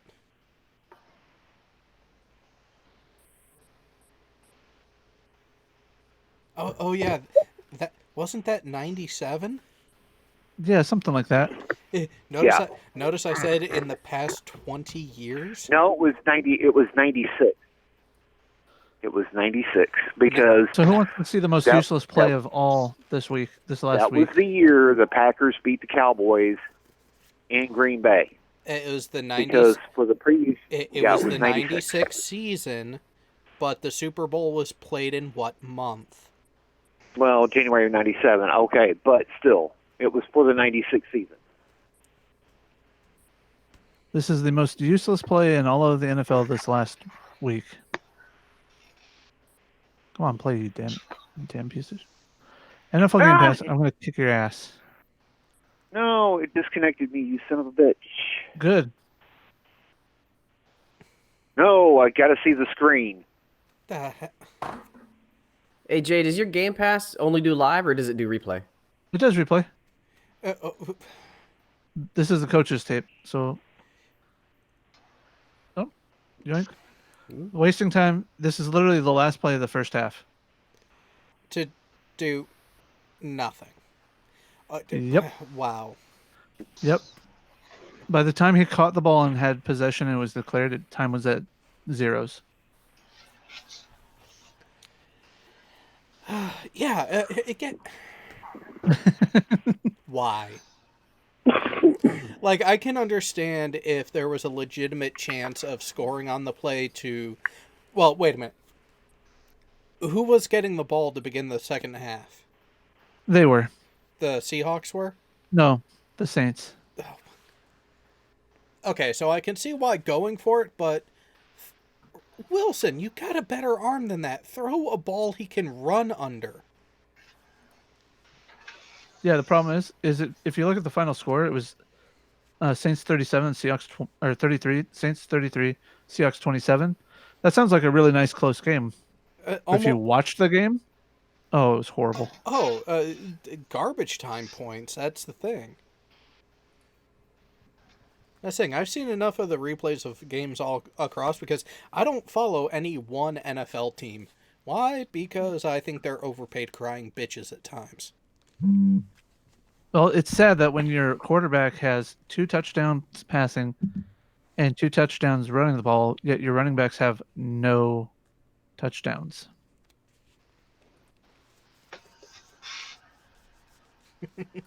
Does that sound like a problem to anybody else? Oh, just slightly. Although I do have to say, living up in the area that I'm in, and then having that whole Antonio Brown fiasco go on. I'm surprised it lasted as long as it did. I'm not, because it was one of those, okay, one accusation that comes out literally right after he gets a seemingly better payday and better situation. Okay, but then another to come out, and then for the way he responded to it, it's like, yeah, no, you're gone. And I think Furball wants to watch this game. What I find really interesting is just how much the Patriots are trying to screw him over so they don't have to pay him anything other than the game check. Do you want the full TV replay, or do you want the condensed, or do you want to watch it with no audio at all? Or do you just want to listen to the radio play-by-play? What was the final score? Let me see. 34-14. Ooh. Well, but it is the Raiders. Yeah. Well, let's go back to week 2 and see what they did. Oh, that's right. They lost to the Packers. Although that game next to them, those Dolphins, I mean, wow. Yeah. Ooh. Well, look at what the Dolphins did the week before. Oh, I know. But so here's the real kicker about the week 2 game. The Patriots have a history of not playing well in Miami. In September. Any time of the year. What was that? Rugby for pussies. Yeah, American football is rugby for pussies. Yeah. But yeah, so the Patriots have a history of playing games in Miami that are way too close. They should not be as close as they end up being. And I think that's the only place that Brady has close to a losing record in, overall. Yeah. And for them to put up a 43 spot and stank them the way they did. Well, look what the Cowboys did to them the next week. Yeah. I really wish we were playing the AFC East this year. Well, yeah, because other than the Patriots, who do you have to worry about? Actually, the Bills are 3-0. The Bills are riding their defense right now like they do at the beginning of every year. Yeah, when the defense breaks down, it's going to be, a string of losses. Oh, and who would have thought the Lions would be undefeated this far into the season? Oh, give it time. They're the Lions. Well, who are they playing this week? By Thanksgiving, they'll start crashing. Oh yeah. They're losing. They're playing the Chiefs. Yeah. Yeah. Yeah, they're playing Kansas City Thanksgiving Day. Not Thanksgiving Day. Are they? No, next week. No, who are they playing? Oh, are they? They'll lose. They'll lose to KC. KC's got a butt-kicking football team. I dread when Cowboys have to play them. I almost little bit feel bad for ESPN this week. Oh, the battle of the undefeated. I mean the battle of the winless. Yeah, the battle of the winless.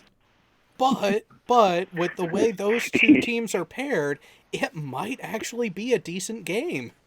It might be. It might even be another tie. But Jared, the thing is that they could both still walk away winless.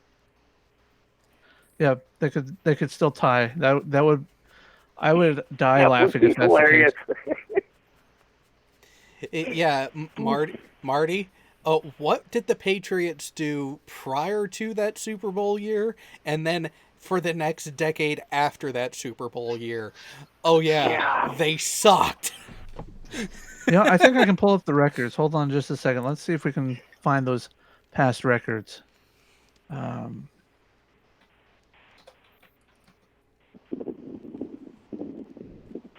Standings.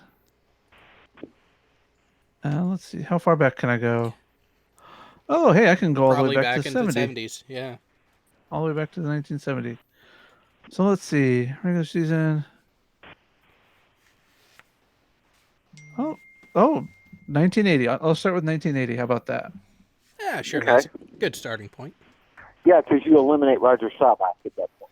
Well, no, we're looking at the Patriots records. 10-6. Okay. Wow. 1981. Oh. Bam! That might have been an aberration.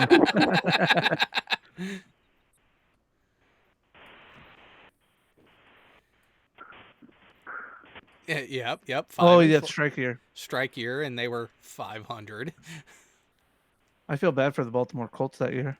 Because, wait, what happened the next year, I think it was? The next year is when it's the year after. Yeah, this was the second to last year. And the Patriots, again, 8-8. Let's see here. We're going to 84 next. Oh, there we go. Ooh, above 500. Wow. Yeah, but Washington won the Super Bowl that year.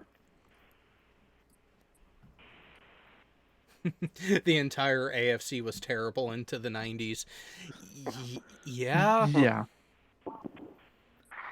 11-5. I mean, when you have the Bills win the AFC title 4 years in a row and end up losing the Super Bowl handedly all 4 years. No.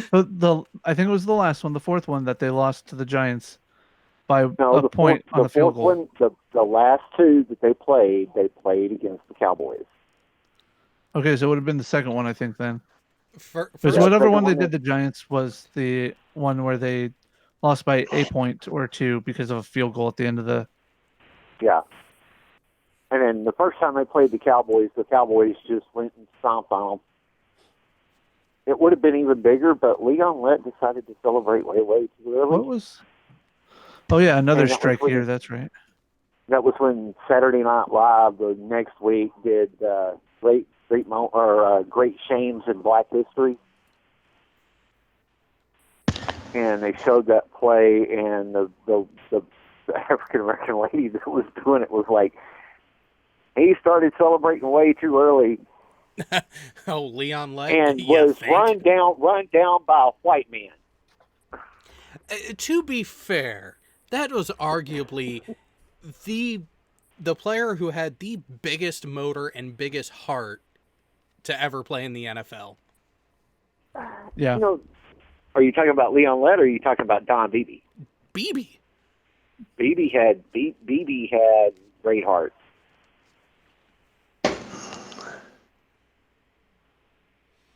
I mean, but if you really want to talk about sports teams in the '80s, then you got to go look at the Pony Express from '79 to '83. Yeah. Because it was the '84. It was the '84 season they got suspended, or they got probation from NCAA, and then they got the death penalty. 2 years Oh, later. SMU, yeah. Oh yeah. Granted, think about SMU was doing some shady stuff leading up to it.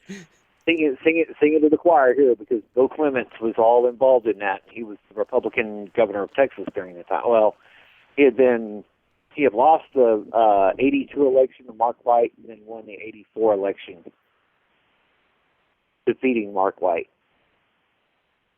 No, they don't have it. They don't have it here. It sucks. But they used to on the Super Bowl website. They used to have the ability to go back. You look at it. You look at the SMU at the Mustangs from '79 to '84, and you had Craig James, Eric Dickerson, and a quarterback nobody remembers. Because did you need a quarterback then? When you have... Well, yeah, because you needed somebody to initiate the option that they were running. Well, yeah, but I'm saying, did you need a big name or a talent at that position when you had that around them? The option does require. It doesn't matter how talented your running backs are. The option requires a decent talent at quarterback, because he's got to have the vision to see the field to know which way to direct the option. And if he can't see the field and he's running a split back formation to run the option out of, he's got to know which back to go to. There's the one. There's their first Super Bowl. Yeah. Then but so 13. So the Green Bay New England one in the Superdome, January '97, so the '96 season. Mm-hmm. Wasn't that the one where Desmond Howard won the MVP of the Super Bowl? On a punt return or on a kickoff return? Yeah. A big kickoff return, and he actually did have a couple decent plays. Good catches. But he was mainly a special teamer for that. But then again, that's what he did at Michigan too. Yep. Although I do have to say, Michigan over the last few years has gone towards heritage assignments where certain jersey numbers are now being issued again, but there's like a patch to that those players wear to kind of commemorate the prior players who wore that number, and number 21 was one of them. And to me, that's just kind of wrong. If you're going to retire a number, retire the number.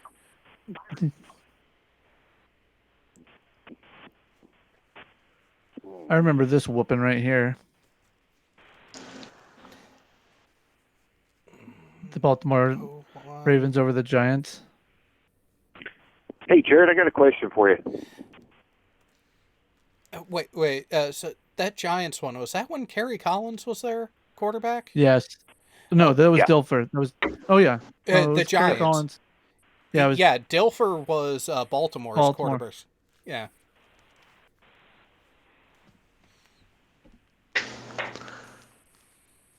Jeez. Oh hey. There's a bad one for the New England. Well, yeah, because then- they were undefeated going into that one. And then there's that one.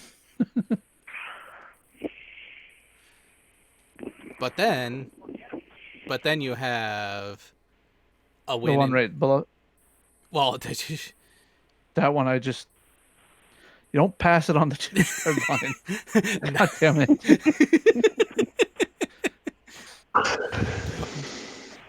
28-3, anybody? Oh my, you know, that was. Yeah. Yeah, exactly. Shouldn't have been there at all. Who, the Rams? Yeah. You know why? Oh, yeah, there was that horrendously missed pass interference. Which is why they now can challenge either a missed call or a call of pass interference, both offense and defense this year. Yeah. Which I think is, if you were going to allow calls in one, certain calls to be reviewed, that was one that had to be on the table from the beginning. Yeah. Specifically because of situations like that. About time John Elway won something. Because, I mean, let's see here. 1, 2, 3. 3 previous ones where he lost. Yep. Handily. Now, granted, one of them he had quite the drive the game before to even just get him there. I know. Poor Cleveland fans. Has there been a city that's been so close to a championship in multiple sports only to lose? Seattle. Now, Dallas. Now, think about how many times across all professional sports Cleveland has been in the championship and lost. You could make the same case for the Texas team. When you consider North Texas, you could make the same case for the Rangers. 2010, 2011. 2010, they lost to San Diego in the World Series. 2011, they lost to the Cardinals. St. Louis. Yep. I enjoyed that one. That's not what I want. That's oh not God, what I that want. missed tag was that whole missed call at first base in that game changed the face of the championship. Oh, no. No, you want to know what changed the face of the championship? Game 6. Down to the last strike in the 9th. Yeah. And again in the 11th. Yeah. Frickin' David Freese, who ended up being a bum a couple years later. If it was not for him in that one game, the Rangers might have actually won something finally. Yeah. But what's sad is that the Rangers have been in the playoffs in 96 and 97 and couldn't win shit under Johnny Oates. We get Ron Washington and we have 2 awesome years. And then we go to freaking shit because we can't keep the pitching staff. And we lose Nolan Ryan as the assistant GM. The only guy in the organization to be able to stand up to John Daniels ends up getting dismissed by the new ownership. And John Daniels doesn't know how to put a team together. Yeah, but keep in mind, when you look at Texas had... The Cowboys had a run there of dominating. Outside of 1 or 2 years of LeBron with the Cavaliers, what has Cleveland won? Well, yeah. I don't know. I think a the Browns World won a Super Series Bowl. in the 50s? I think the Browns won a Super Bowl back in the 70s. Didn't I don't know. Let's pull up that Super Bowl list again. Yeah. All right, Let's hold on. consult the list. Now, mind you, I'm fixing to duck out for about 45 minutes.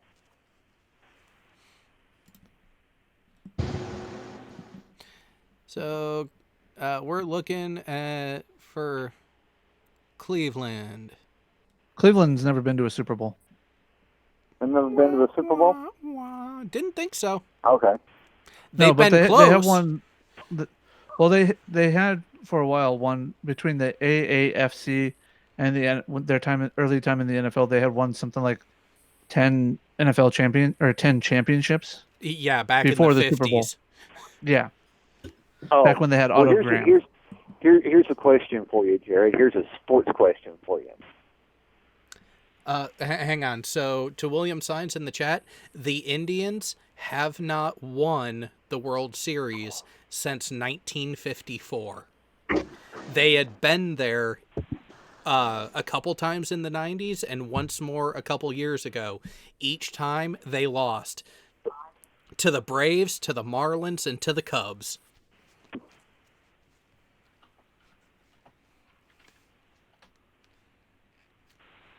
Well, here's a question for you, Jared. Back when there was actually a Washington Senators team, what was the poem about the Senators?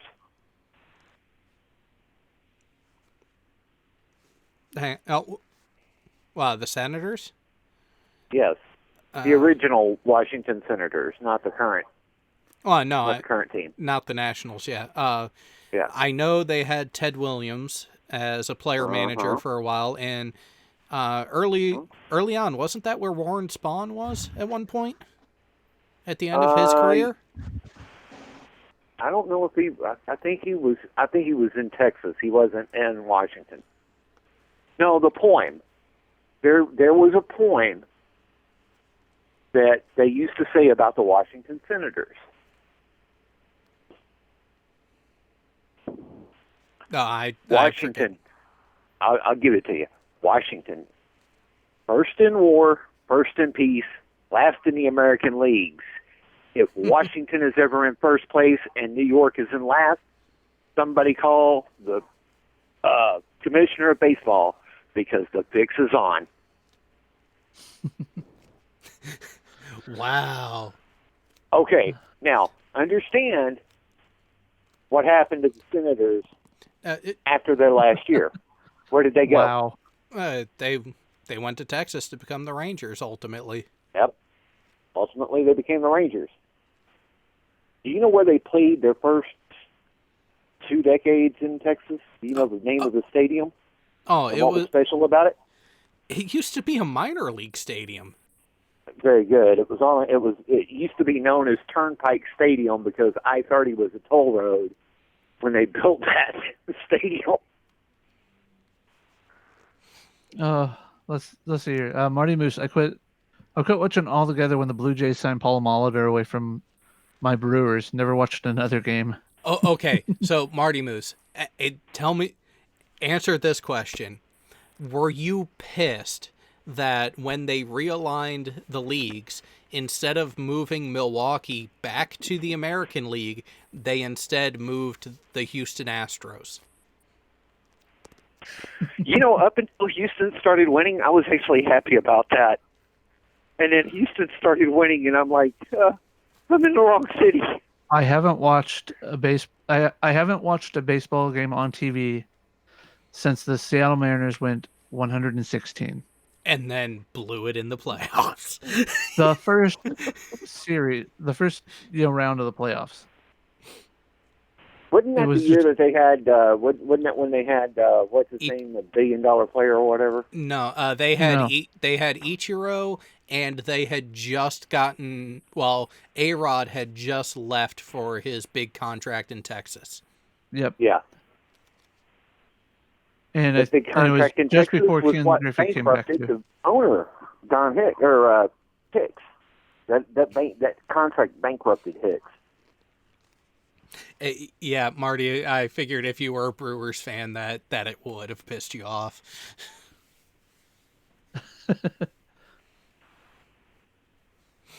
I don't know. The Brewers back in the 80s used to have the coolest freaking stadium in all of the major leagues. They had the beer slide out in the outfield. They still have it in the new Miller Park. Oh, do they? Yeah. Yeah, I gotta go they see held that, it over. And actually, interestingly enough, if I was it Major Leagues 1 or 2, that it was the Brewers' home park that actually played host as the majority of the major league parks during the movie. I want to say it was the second one. What was that movie where the kid inherited the baseball team from his granddad? The took over Little Big League. Yeah, Little Big Leagues. Okay. Does anybody remember the second baseman out of that movie? No. Not off the top of my head. Kevin Elster.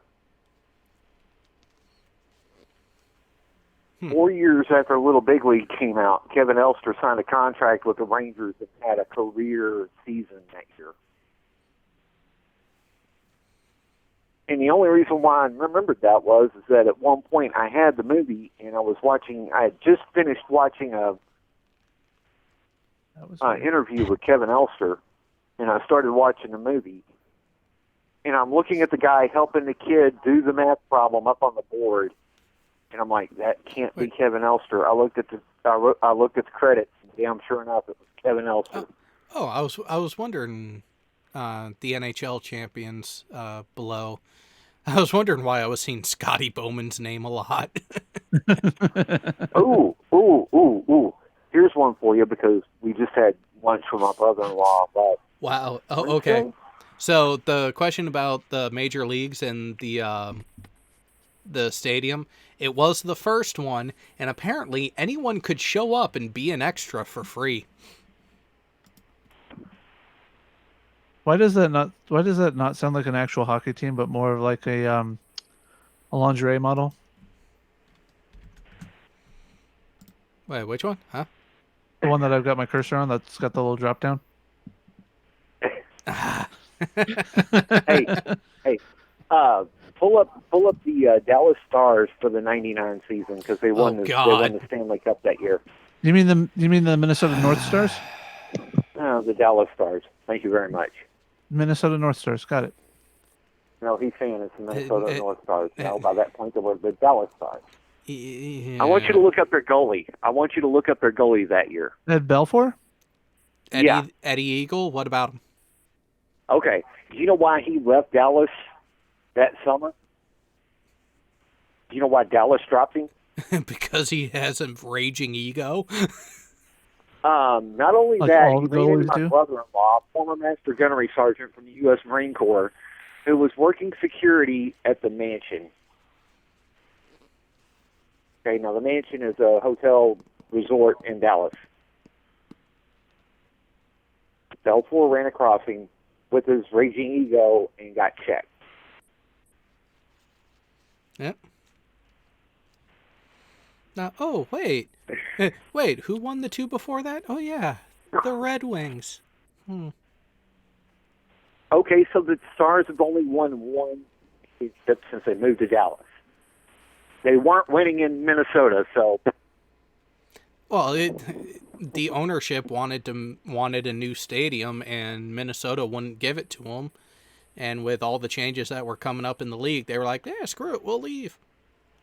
Well, that and the fact that they knew Dallas was getting a new stadium anyway, because by that point, Mark Cuban had bought the Mavs, and he gave Dallas 5 years to get a stadium built, or at least get a stadium under contract. Scroll back up. Let's take a look at the. There we go. Yeah. The Wings. You mean the Canadians? No, the Wings. Fuck the Canadians. Got to remember what area I'm in. Oh yeah, William signs. They're back to being the Dead Wings right now. I know, it's freaking annoying. Yeah. Hey, Jared, how long are you going to have this up? Well, it's not even 10:30 yet. Okay, well, I'm going to duck out for about 30 minutes, and I'll be back. All right? All right, go jerk off. Yeah. See ya. No, it's not. It's not jerking off. I'm watching Blue Bloods. Ah. Oh, so Never mind. I'll be nice. I'll wait till he's gone and then I'll say something.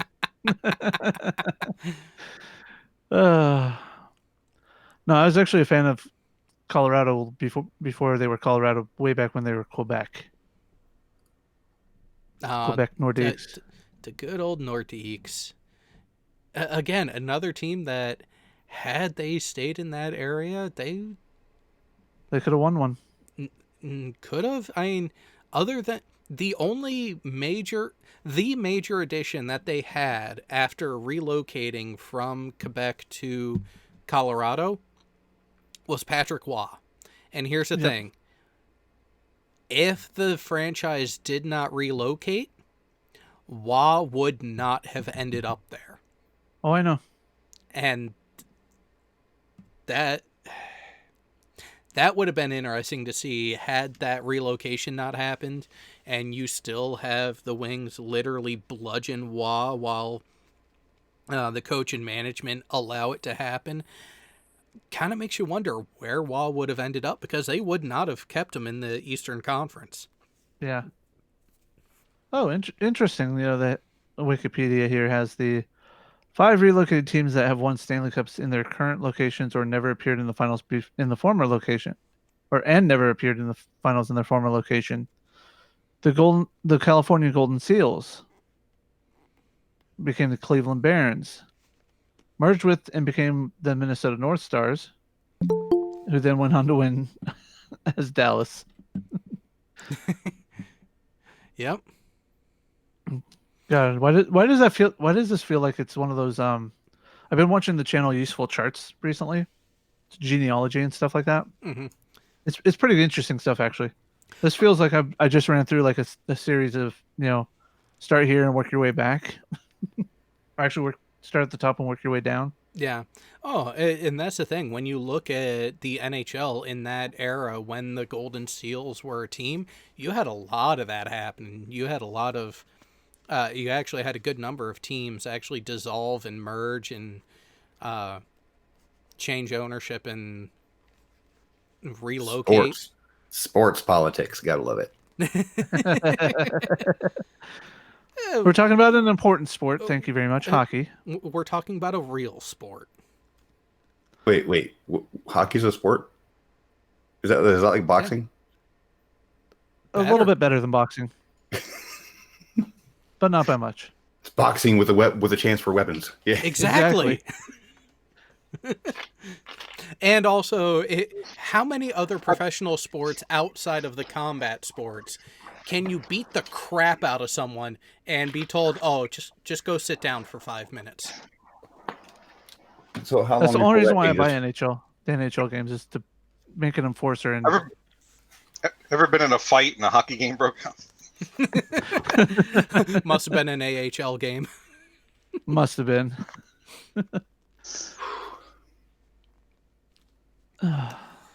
Let's see, where's... What are you looking for now? Oh, I was just looking. I was closing out the windows and I forgot that I went to superbowl.com, which then takes you to the Super Bowl scores section for the upcoming one. Doesn't list the actual location, but I want to say it's like New Orleans this year. I could be wrong. So American soccer. No, American rugby with pads to protect their fragile little egos. Oh, okay. As they and them would put it.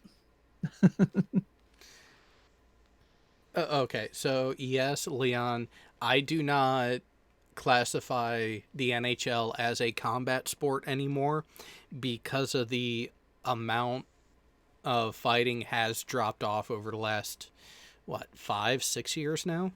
I see a new name. Who's Peter?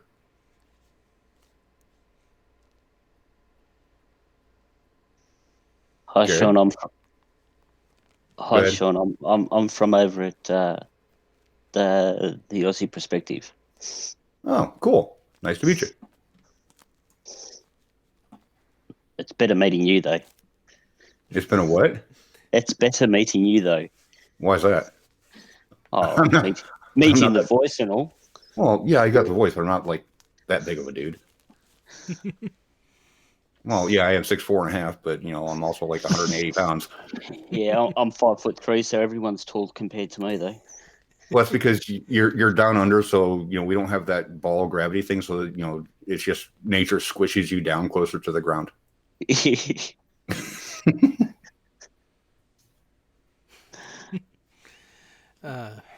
Sorry, Jared, I didn't mean to derail. No, oh, come on.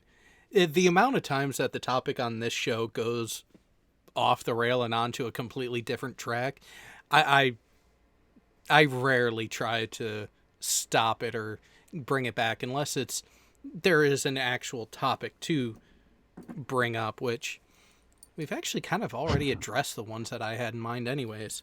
Well, I'm like the personification of Uber nerds. You guys talking about sports actually lost me from like the get-go. I am a stereotypical nerd, okay?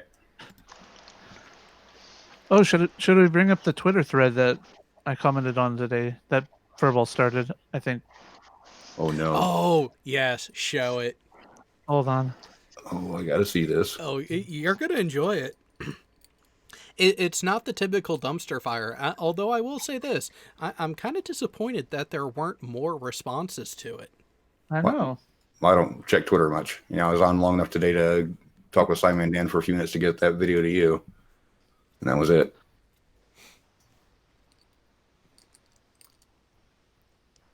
So Furball's question. Oh, I love it. Jared's response.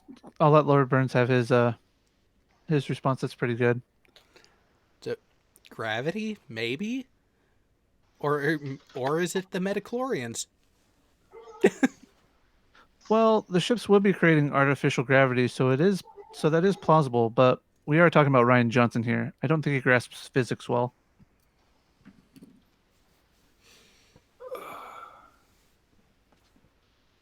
Because I think in almost every single other space battle done in all of Star Wars, there's not a ballistic trajectory. I'm trying to remember the scene because he's talking about the last one, right? Yeah. Yeah. I'll have to rewatch that. I actually didn't notice that. Let's see if I can find. Hold on. Let's go with space. I mean, I had issues with the whole bombing segment. Yeah, like how is that sort of feed mechanism for a bomb payload going to work in space? Well, to be fair, they were orbiting a planet. They might not have actually had orbital velocity, which would lead to other issues, but yeah, but then they would come out and go towards the planet, not necessarily towards the other ship. Well, the ship was below them towards the planet, so yes, I think there was some thought to put into it, but not a lot, because again, in order for them to fall towards the planet, they would have to be going slower than orbital velocity, which would also mean the ships are going towards the planet, so it's going to be all relative. It's going to be like in a box, or it's going to be in Einstein's elevator. Is what's going to happen. Let's see here. Last Jedi. Yeah, so what Furball was saying is there is a plausible explanation for the bombing bit where they're held in place by repulsors and then they just change the direction to pretty much force feed them, almost like a spring-loaded magazine, and you just pop off the retainers and it just goes bing. So that would make sense because then you would have the continuation of momentum, but that's not how they fell. They fell literally all at the same acceleration. Yeah. They didn't fall in a series. They fell all at once in a line. Yeah, which is why I said, but. No, that's the I specifically remember because I took huge issue with that. I was like, this don't make sense. Something's not adding up here. But then again, Star Wars is science fantasy. Well, now, yeah. No, even before, it was more of that fantasy type of setup. Hey, don't you diss the lightsaber. Hey. Those are real, man. You know, if we could find a crystal with the properties and actually do it, then you bet your ass I'd want one. Oh, yeah, Furball's 100%. I consider that the entire movie, but not just, the rest of.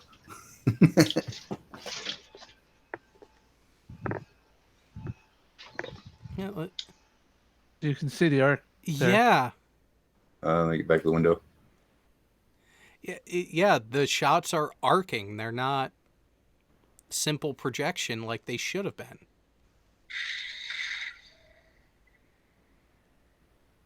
And they're in actual empty space, right? Yeah. Yeah, then they're between two planetary bodies. Sure as shit, they are ballistic. Yeah, Ryan, what the hell? You know, I've never noticed that. Thanks for pointing it out. I agree with Sam Cam. I prefer Spaceballs. Oh, come on. Everybody wants the Spaceballs flamethrower. Hey, I just want my own personal Michael Winslow, okay?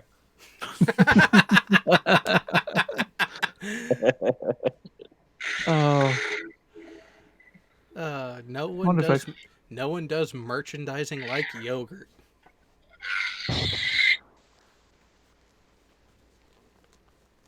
I wonder if I have the movie downstairs. I just don't want to run down and get it. Yeah, just... To Amazon Prime it is. That's one way to go. Are you going to look up Michael Winslow? No, I want to download his loss of the radar. Oh. The bleeps, the sweeps, and the creeps. Yep. We've been. That's not only fault. What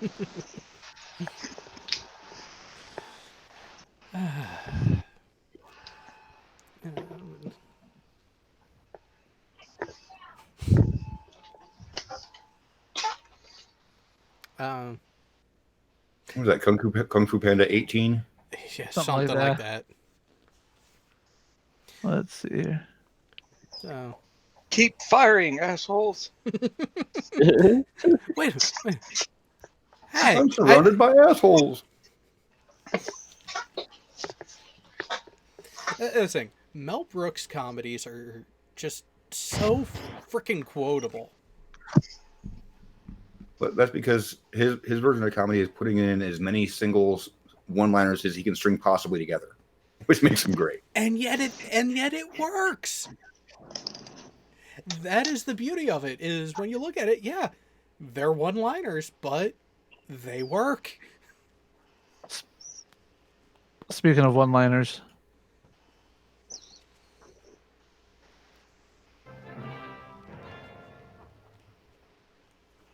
Don't be ridiculous.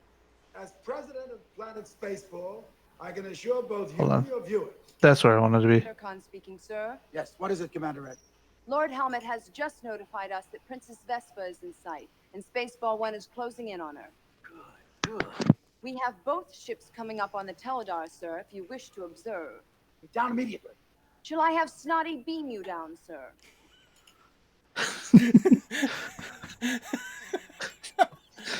Snotty beamed me twice last night. It was wonderful. I have to allow for commentary.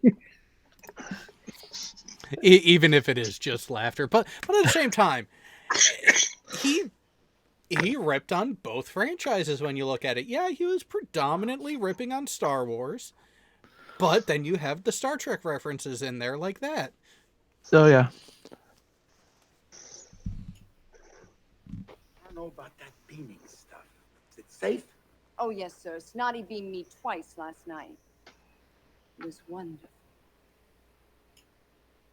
Any other comments? I'll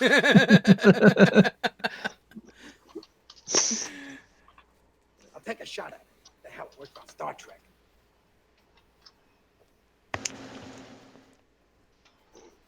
Snotty, beam him down. Yes, sir. Immediately, sir. Lock 1, Lock 2, Lock Lowen.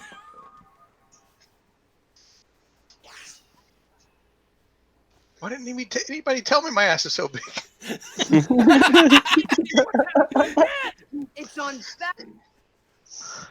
How about that for a pause frame? I like the belt buckle. The coin. Backwards. This is terrible. Do something. I'm Charlie, sir, there must have been a microconverter malfunction. Why didn't somebody tell me my ass was so big?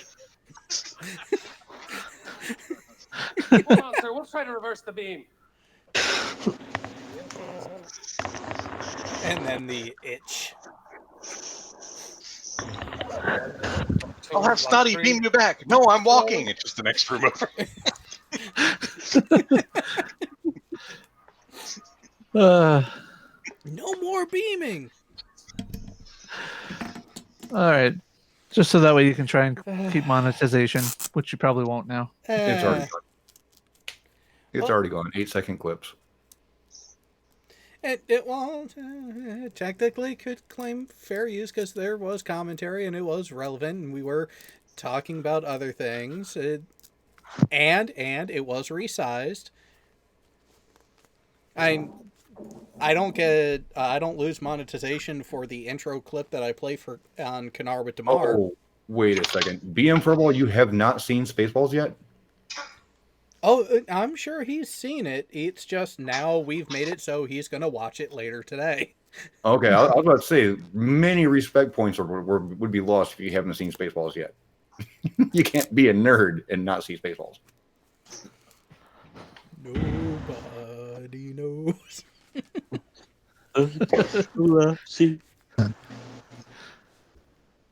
Guys, I think I'm Did you going see anything? No, sir, I didn't see any. I didn't see you play with your dolls again. Have a good night, Alan.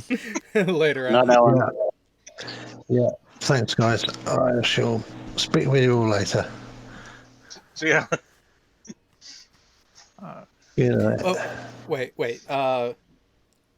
Rez, I gotta ask, are you talking about that one commander, or are you referencing the twins later on in the movie? All right, I'm back. Hey, there's a VM. Yeah, I've got a water machine that came with the apartment, and once every quarter they've got to come and clean and put filters in it. So I just muted. But yes, I have watched Spaceballs. I cannot tell you how many times as a kid I watched Spaceballs on HBO back when there was, just one HBO, not 17. God, he makes me feel old. How old are you, BM? 41. You still make me feel old. Fuck you. It's just when you said Spaceballs as a kid. I don't remember being that young when I seen it. When did it come out? I'm guessing 87, 88? Yeah, I was Sounds about right. I was 16. I wasn't a kid. Yeah, I was 5. Hello, Marlene. I'm Charlene. Hello, Charlene. I'm Yeah. Marlene. Chew your gum. Chew your gum. 87. So okay. I would have been 9 when this came out. Yeah, I was 4 when it came out. So you ready for back to the ballistic trajectory of Star Wars? Oh my god! I never noticed that.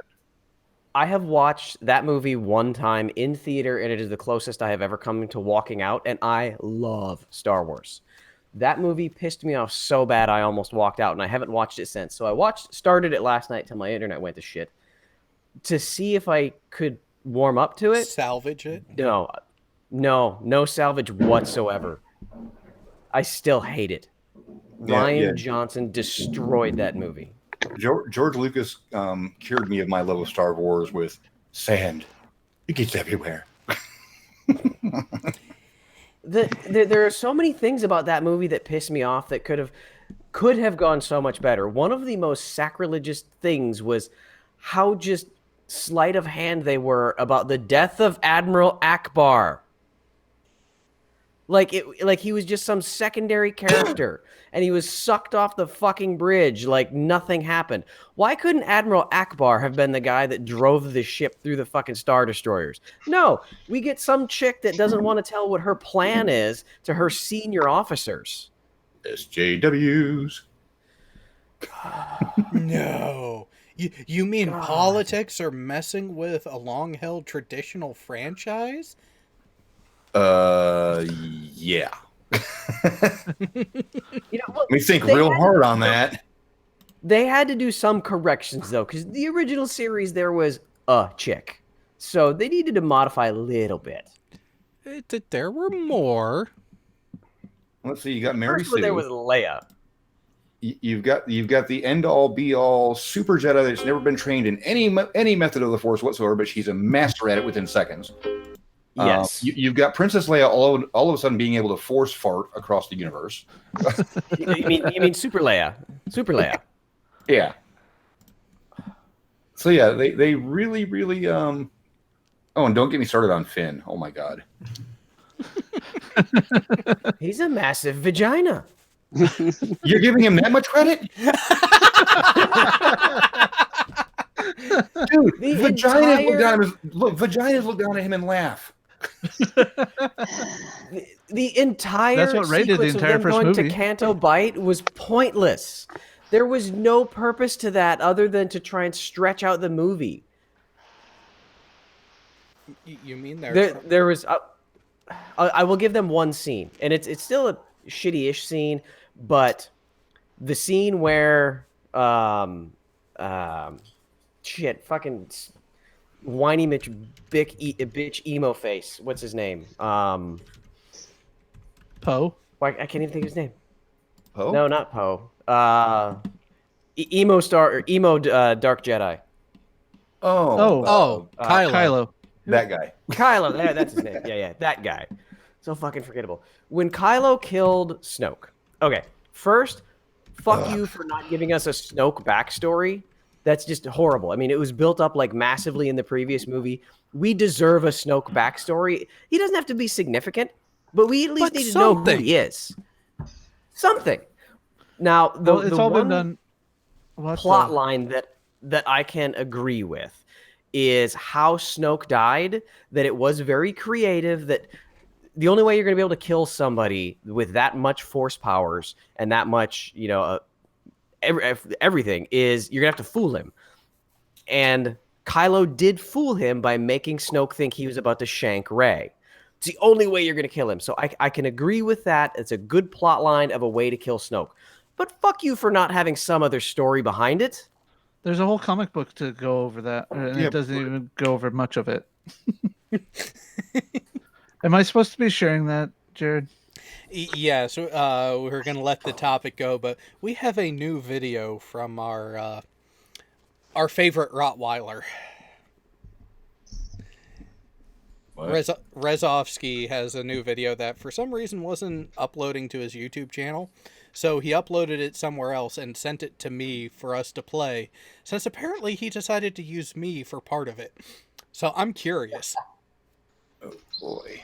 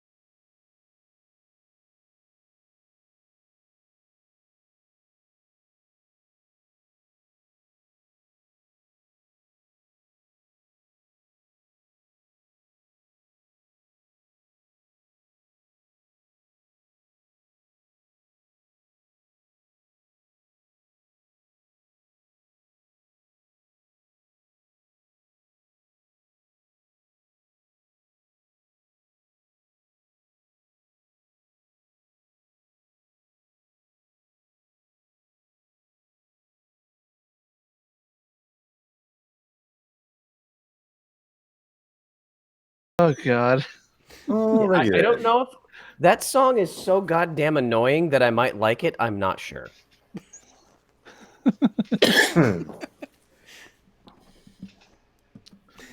All right, where is that file?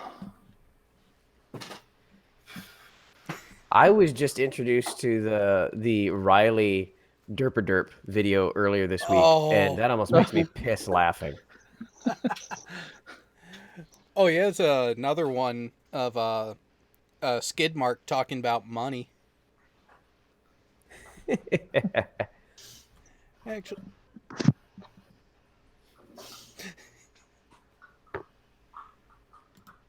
let me go ahead and find that one.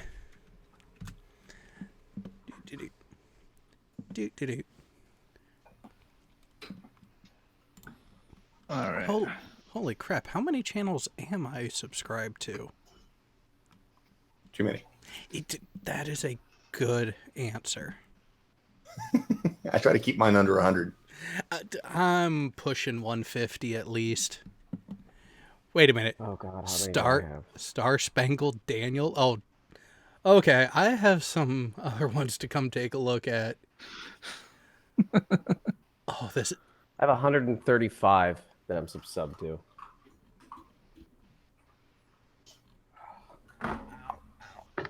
So it looks like you've been having some fun with JM Truth lately. Who, me? No. I've only done one thing for Rez. JM. Rizzo. Oh, there's that one. There it is. Uh-oh. Facts don't give a fuck about your feels, Jared. Oh, okay. What?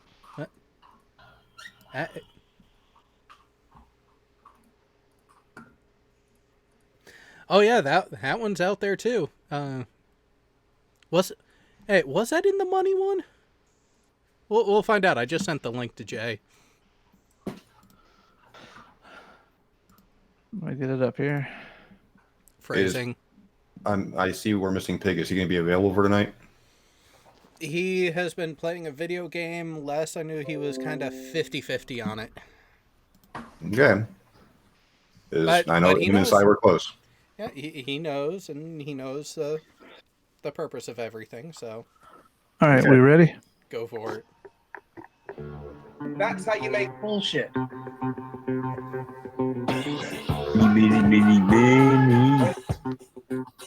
Many. Is that Spurs? Yes. Many. You know, I'm a respectable, high-class citizen. Many. I didn't come in here. I don't need this. Right. Seriously, you think I'm kidding? Google it. Nice.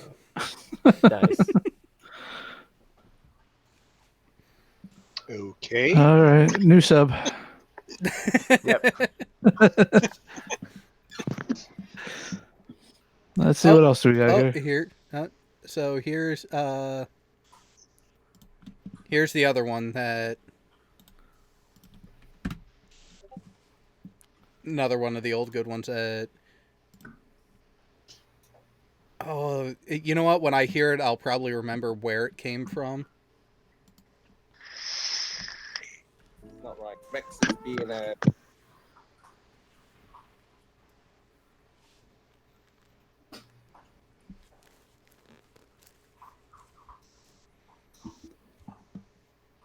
Oh, wow. I haven't seen that in a long time. Rex is being very disrespectful. Rex is, you do something like that. So you see, Jared, the problem we have. So we are continuing on. How does a sextant work on a flat Earth, especially in the model where the sun's size changes throughout the day? I'm not changing the game. I'm trying to teach. Yeah, you are. What is wrong with this guy? Yes, and it's not time for that question. Is it not time because you don't want it to be time? For the most important thing. Sorry, facts don't give a fuck about your feelings. Oh, you take too much of those, what are they called? Power aid. Spurs, once again. How does a sextant work on a flat Earth, especially in the model where the sun's size changes throughout the day? What is wrong with this guy? I'm going to keep hounding you this until you either quit or you run away. No, I told you. Are you that incompetent? I've asked you this multiple times. You keep avoiding it, and you want to keep going to a different subject. I'm not letting you get off the subject. And if you can't answer that one because you're too incompetent, when people are using a sextant in the southern hemisphere, what star constellation do they sight on to know that they're in the south? You're the only one in here, Joyce, with an egotistical chip on your shoulder. That's 3 times that you've intentionally mispronounced his name, and you've been corrected twice so far. The only reason why you're mispronouncing it at this point is because you're trying to get a rise out of him. It's me. How do you pronounce Geist? Yeah? I told you in the beginning, Geist. Foreign, okay? And what? Unless it's Russian. I heard a me. Yep, because The video I just linked in the live chat from this own channel is where this came from. Is that the one where he tried to do the whole 3,000 mile seeing on the horizon? And I corrected him and told him it was only like 200. Yep.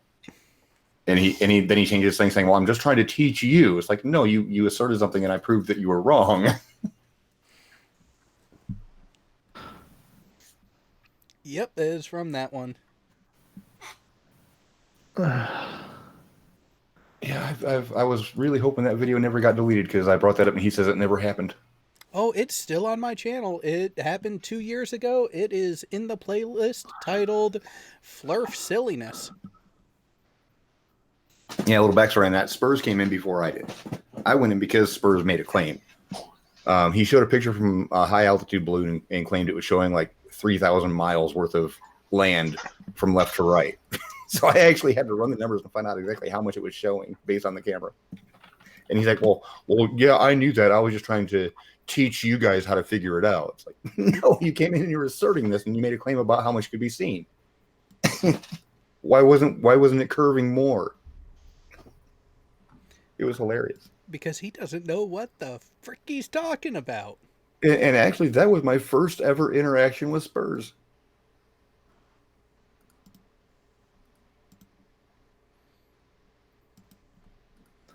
I'm just waiting on a response from Rez.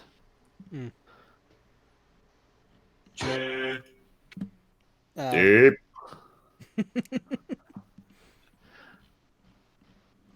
Come on.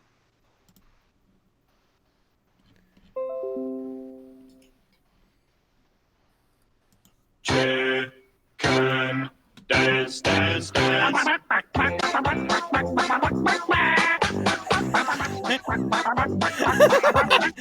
I missed this one. Where's Anthony in that? You know, the egg. Gotta have Anthony.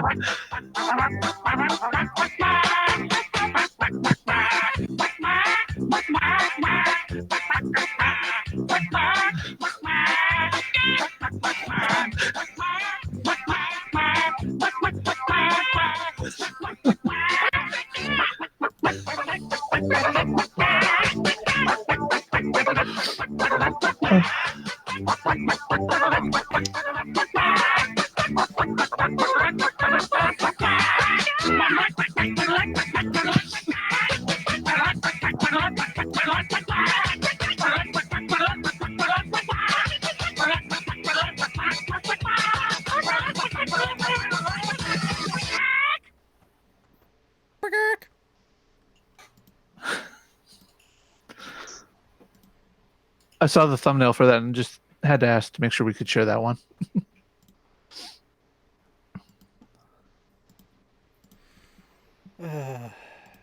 Where did I last see the globe? That would be earlier tonight when I actually looked up some Himawari pictures and somebody said it was sunny in Sydney, and the Himawari pictures actually reflected that.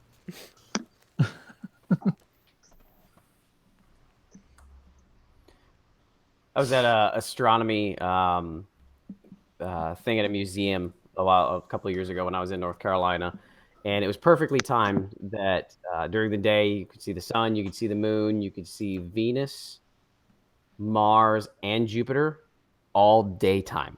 You couldn't see them like with naked eye. You could if you figured out where they were, but with the telescope, I was able to actually slew left and right to where those were based upon the calibrating off of the moon and the sun.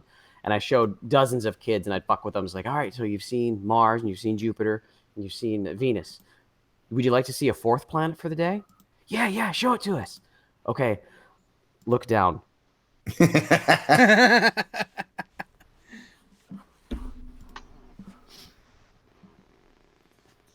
Technically, I wasn't lying to them. No, you weren't wrong.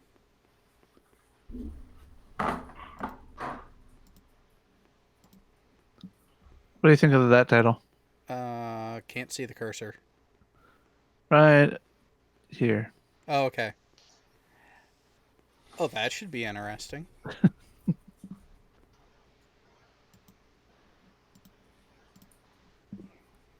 Play daytime, nighttime. Oh God.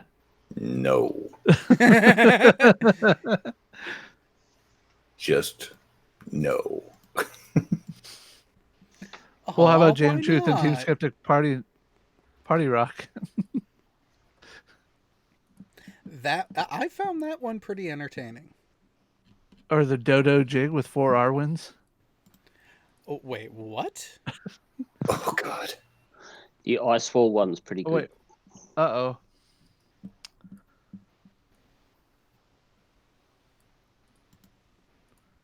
Okay, it's not going to autoplay on me.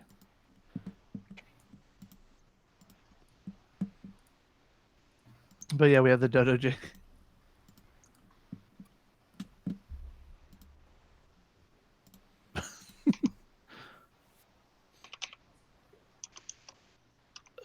Wow. He has way too much time on his hands. You know, but at the same time, he's watching enough to get the material for it, though, too. I know. Yeah.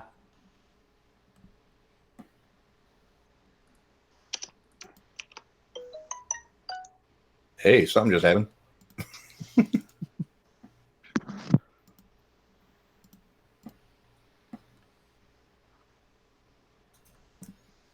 But the question All right. is,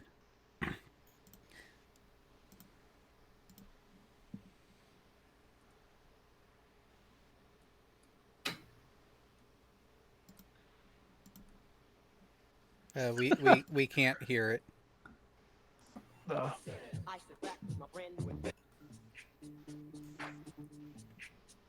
Yo, VIP.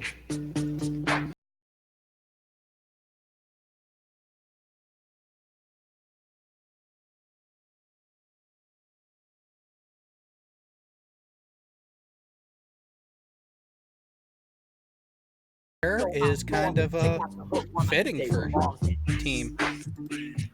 Craig, not so much.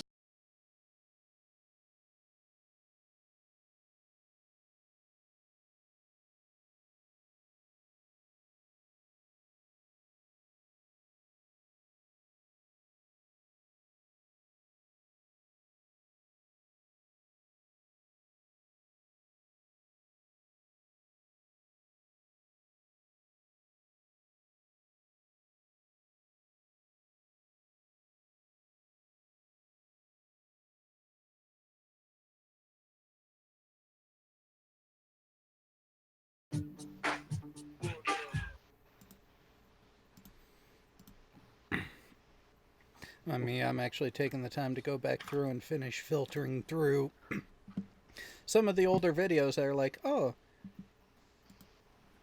not suitable. Really? Request it, bitch.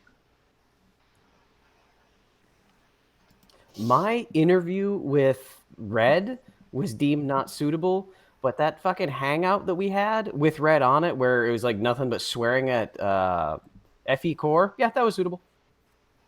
Both of them required manual review, but manual review agreed with the FE Core one, but not with Red's. And Red's even filtered himself several times. It's because he tried to filter himself. Yeah, they didn't recognize it.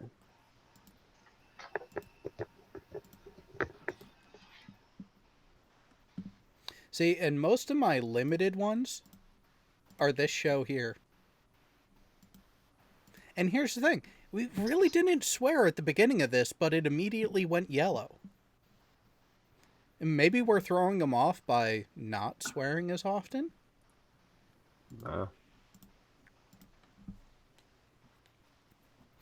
And then some of them, the monetization is randomly off.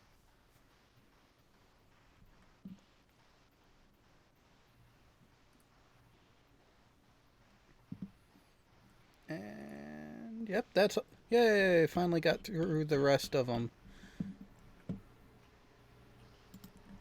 Well, the live streams at least.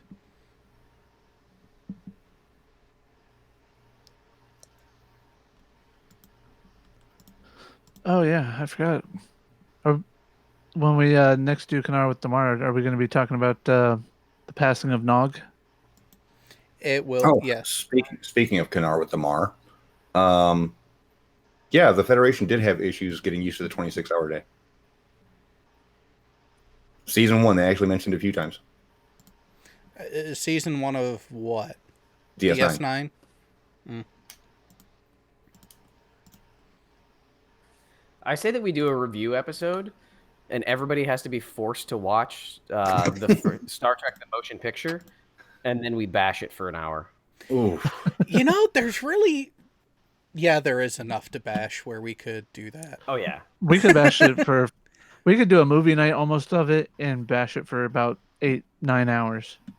You know what? And when we did put it to the audience, they did say that whole review of movies and or episodes was definitely a desired format that they wanted to see us go over. Yeah, it doesn't have to be the entire episode, but we could do it for a portion of it. Ugh. There we go. Okay, I'm done doing what I wanted there. Oh, Well, I'm going to dip out and take care of a few things before Sean's show starts up in an hour. Yeah, I need to get that started up pretty soon so I can start getting links out to people. Ooh, that could be fun. What's that? So Rozovsky offered, saying, "We would love to get some of you more savvy folks to help us call the fake IRS scammers now and again. We got dialers and we got scams to play with. What say you?" I know one person on the panel would be ineligible from participating in that. And it's only because he's a federal agent. Just slightly. You heard nothing. I saw nothing. Well, us harassing scammers really isn't breaking a law. We're wasting their time. We're making sure that they're dealing with us instead of potentially actually getting money from someone less aware.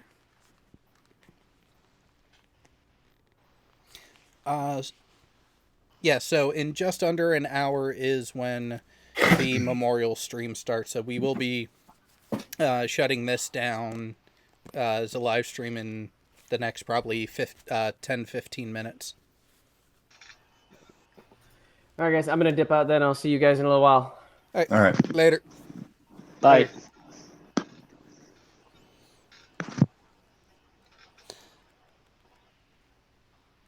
Wait a minute. So going back into the chat, NANA saying to me, if you aren't wearing pants, it might be a problem.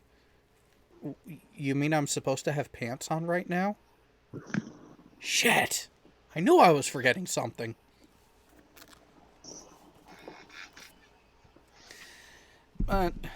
So for the last bit, does anyone have anything else that is come to mind that they feel would be a fitting addition to this installment of a wonderful show about essentially nothing? No, I've got the video I've got to make tomorrow for Channel Q. Ooh. Yeah, me and her went kind of head-to-head today, and she definitely demonstrated lack of research skills on her claims. Sean, just so you know, I was the one that gave you the link over at Jose's. The link to the medical. Yeah, that one. I'm gonna need that again. If you can send that to me somehow, because I actually closed that window and I didn't save the link for that. I could probably fix it. Yeah, hang around in the chat. I'll bring it back up now and I'll put it in the side chat here, I think. Were you there? I remember seeing you. Aussie Baller. Aussie Baller. You were quiet then. Yes, I was. I was research. Remember when I said I turned around and said I did what she should have done and actually researched it before I said anything. Oh, I went back and listened to like that to fact check myself when I said that she changed her source several times. And oh my God, was I so right? You were so very right. She started off just asserting this as a matter of fact. So I was legitimately inquisitive on her claims because, I wanted to know what this antibiotic was that she's listing as so dangerous. I actually wanted to find out what it was, so I was never accidentally given it. And she spelled it out for me.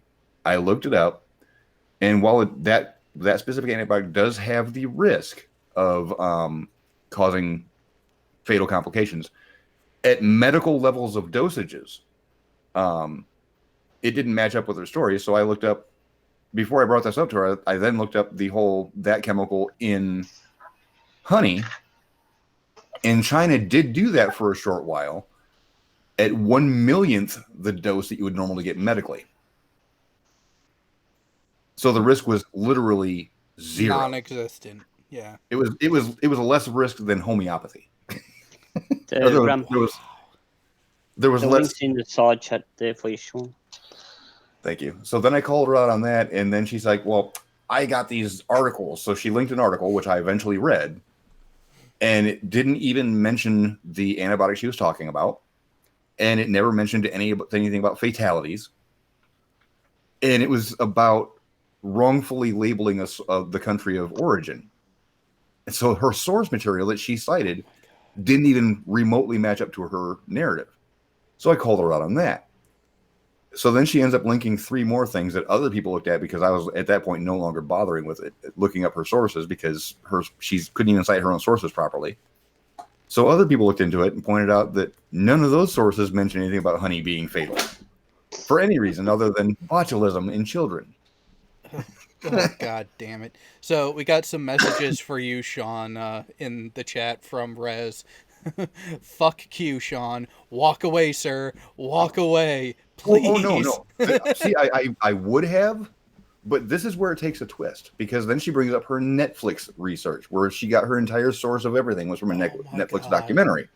So at that point, I called her a conspiracy theorist. She then tried to say that she was a victim because I was attacking her because she was a woman, and I can't handle a real woman with real tits. This is why I'm making a video for her. Bitch, you got your own tits. How can... what? Well, I actually turned around to Deb and was like, Deb, do I have a problem with women and tits? She's like, no.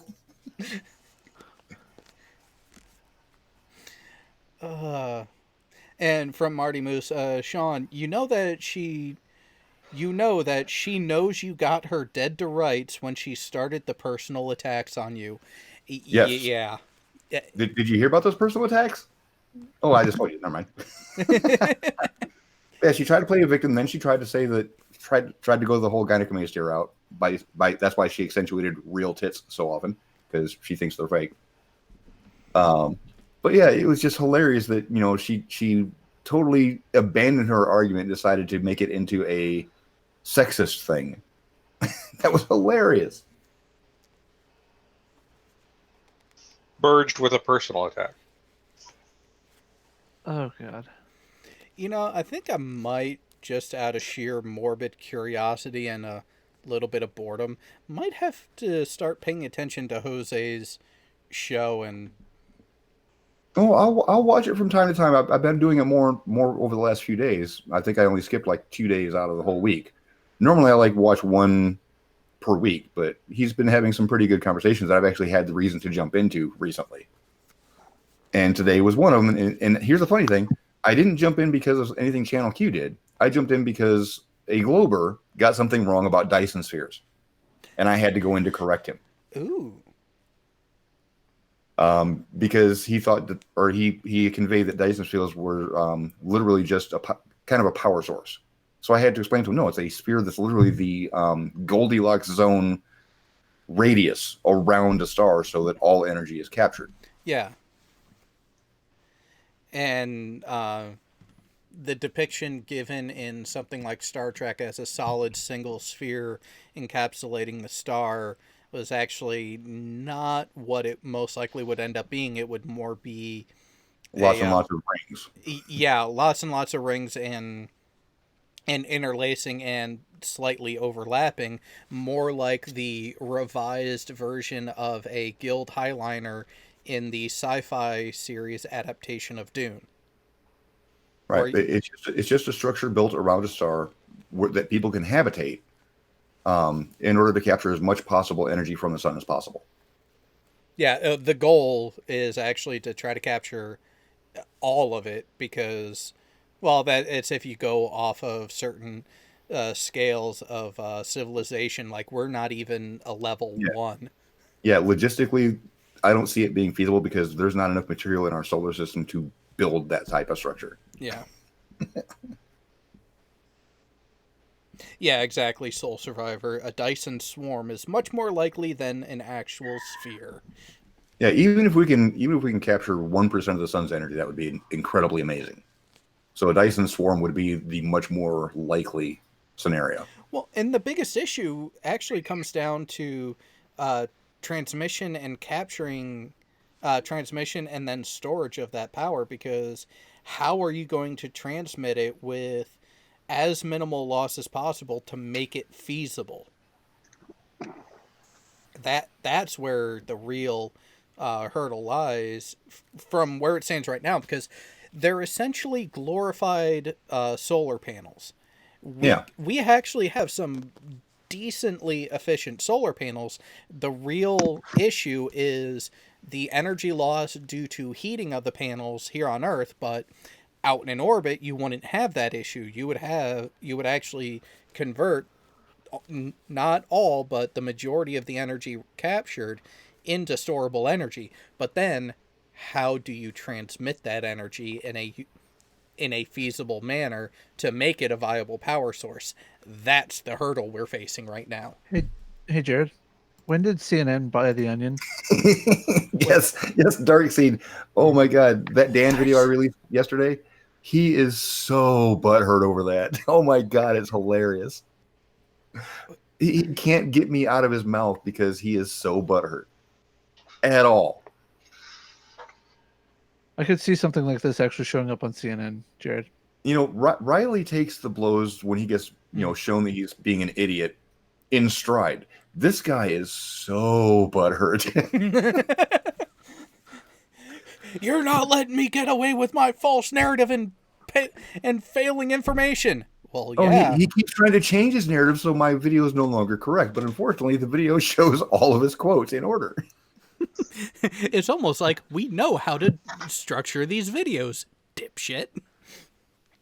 And I actually even play one part back where he actually makes his assertion in the form of a question, but it's still an assertion. His quote is, "I'm asking you to address that minimum refraction is a perfectly clear day and maximum refraction is a whiteout fog." That is an assertion that he wants somebody to address. Yeah, and that's no. Just no. That's not even freaking close. Mm-mm. The opacity of the atmosphere has nothing to do with refraction, and he doesn't understand that. Refraction and diffusion are two different things. Well, even then, talking about fog, you're not talking diffusion. You're talking literally opacity at that point.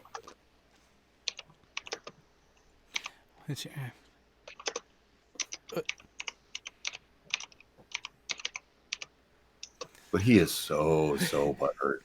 It's glorious.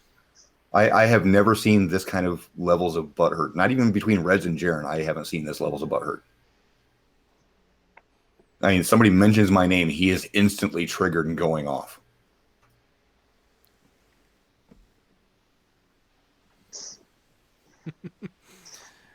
All right. And all I was asking him was to define what his minimum and maximum were, which he already did.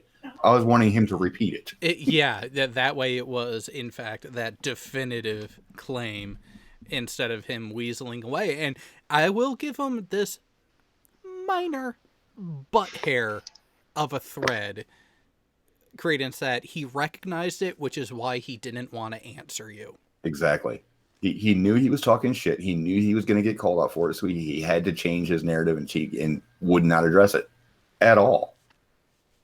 And even now, after the fact, after it's been proven that that's what his claim was, that's not what I said. There's your quote. You asked me to quote you. I did.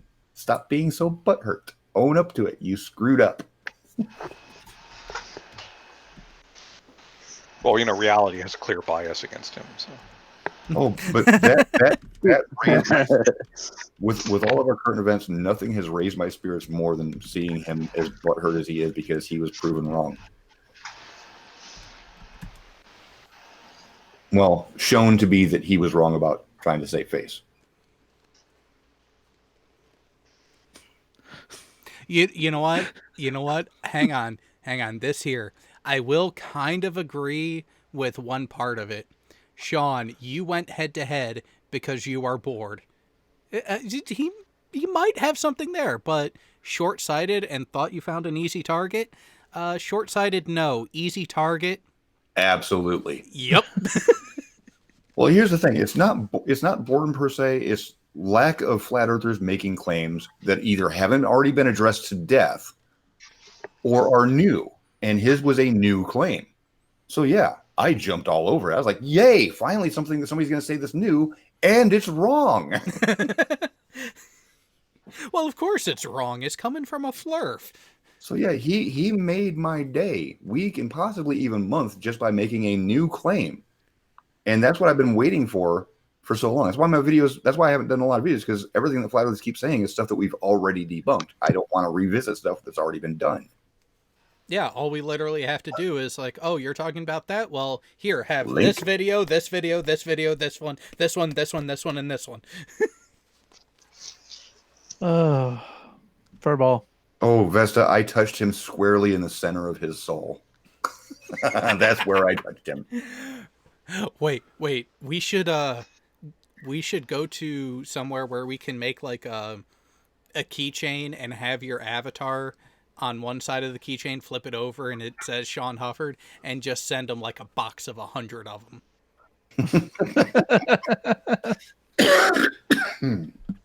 Ooh, sorry. Oh. Yeah, that one incident raised my spirits up a lot this week.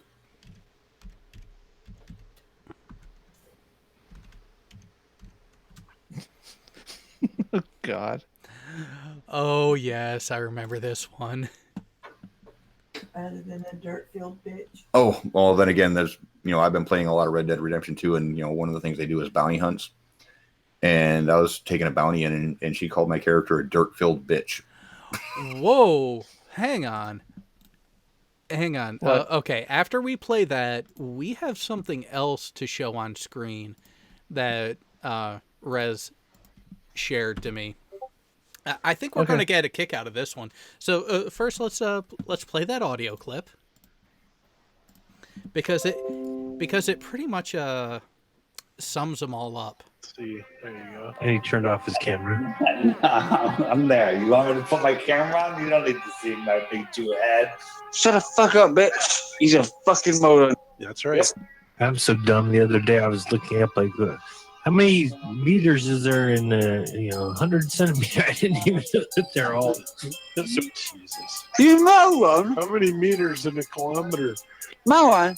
Yeah, exactly. One idiot at a time, please. You moron. What are you talking about? You love them. You love all this stuff they do. It's like I'm not even really here. I just, Missa was listening to it with me, and she's like, I've never heard somebody give you more compliments and insult you at the same time in my entire life.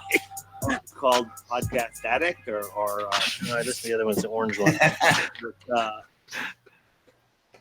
Any commentary, any comments for that?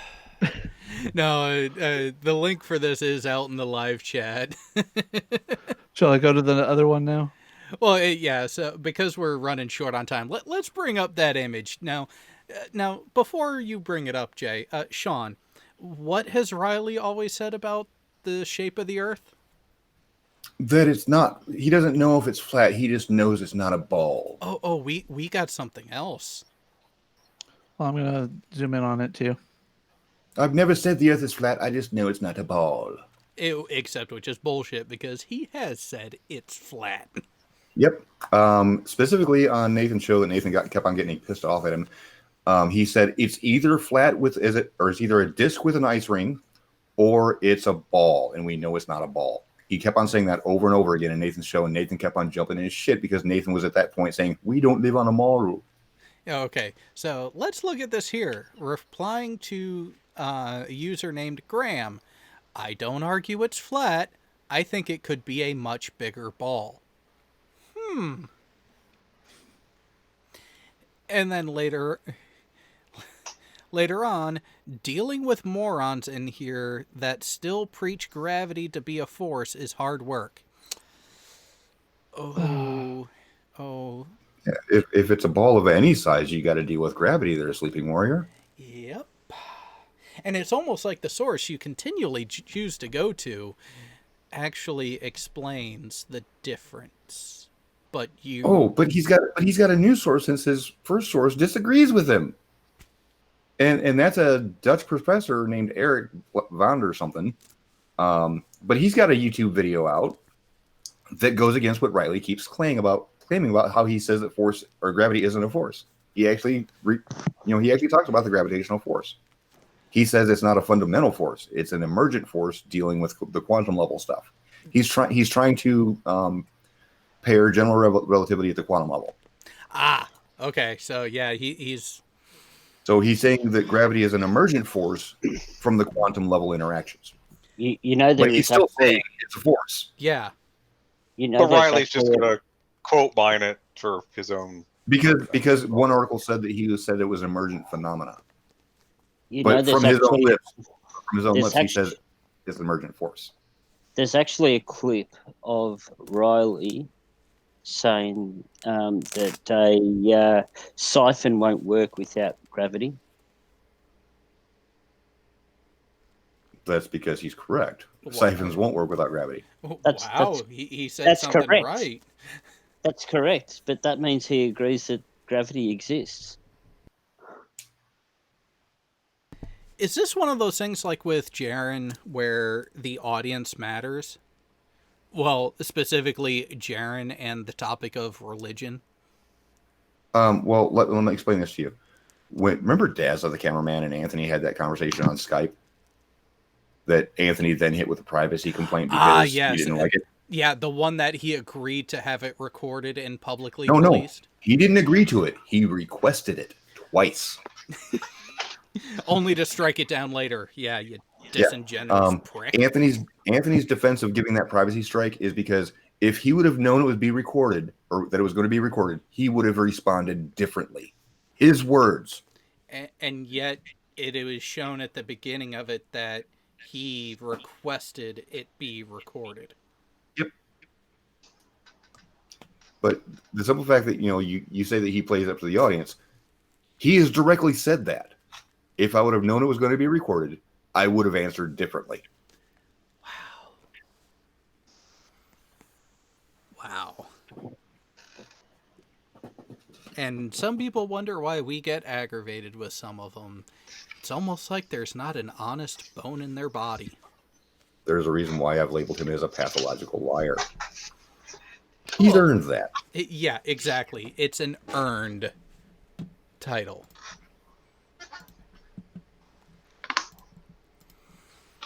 All right. Well, we got about a half hour before the stream over on Sean's channel. So I have some things to switch over on this end, and I'm going to take a little bit of break, get a little bit of something to eat, and then I'll be back. And for those who are unaware, does someone want to throw the link to that in the live chat? Since I'm clicking around on other things. Wait, what's it? And I just sent you the key. Yep. I'll be able to leave the live panel open, correct? Yeah. Because I got to start on my end as well. Yeah. That way you can see that it's going. We'll talk about the particulars of that after. Yes, Sean Hufford's channel is where the memorial event for Psystrike is going on, and it is going live. I just posted the link. In just over 30 minutes. So we will see you all over there. Until then, it's not fucking flat, people. Seriously. Just stop it.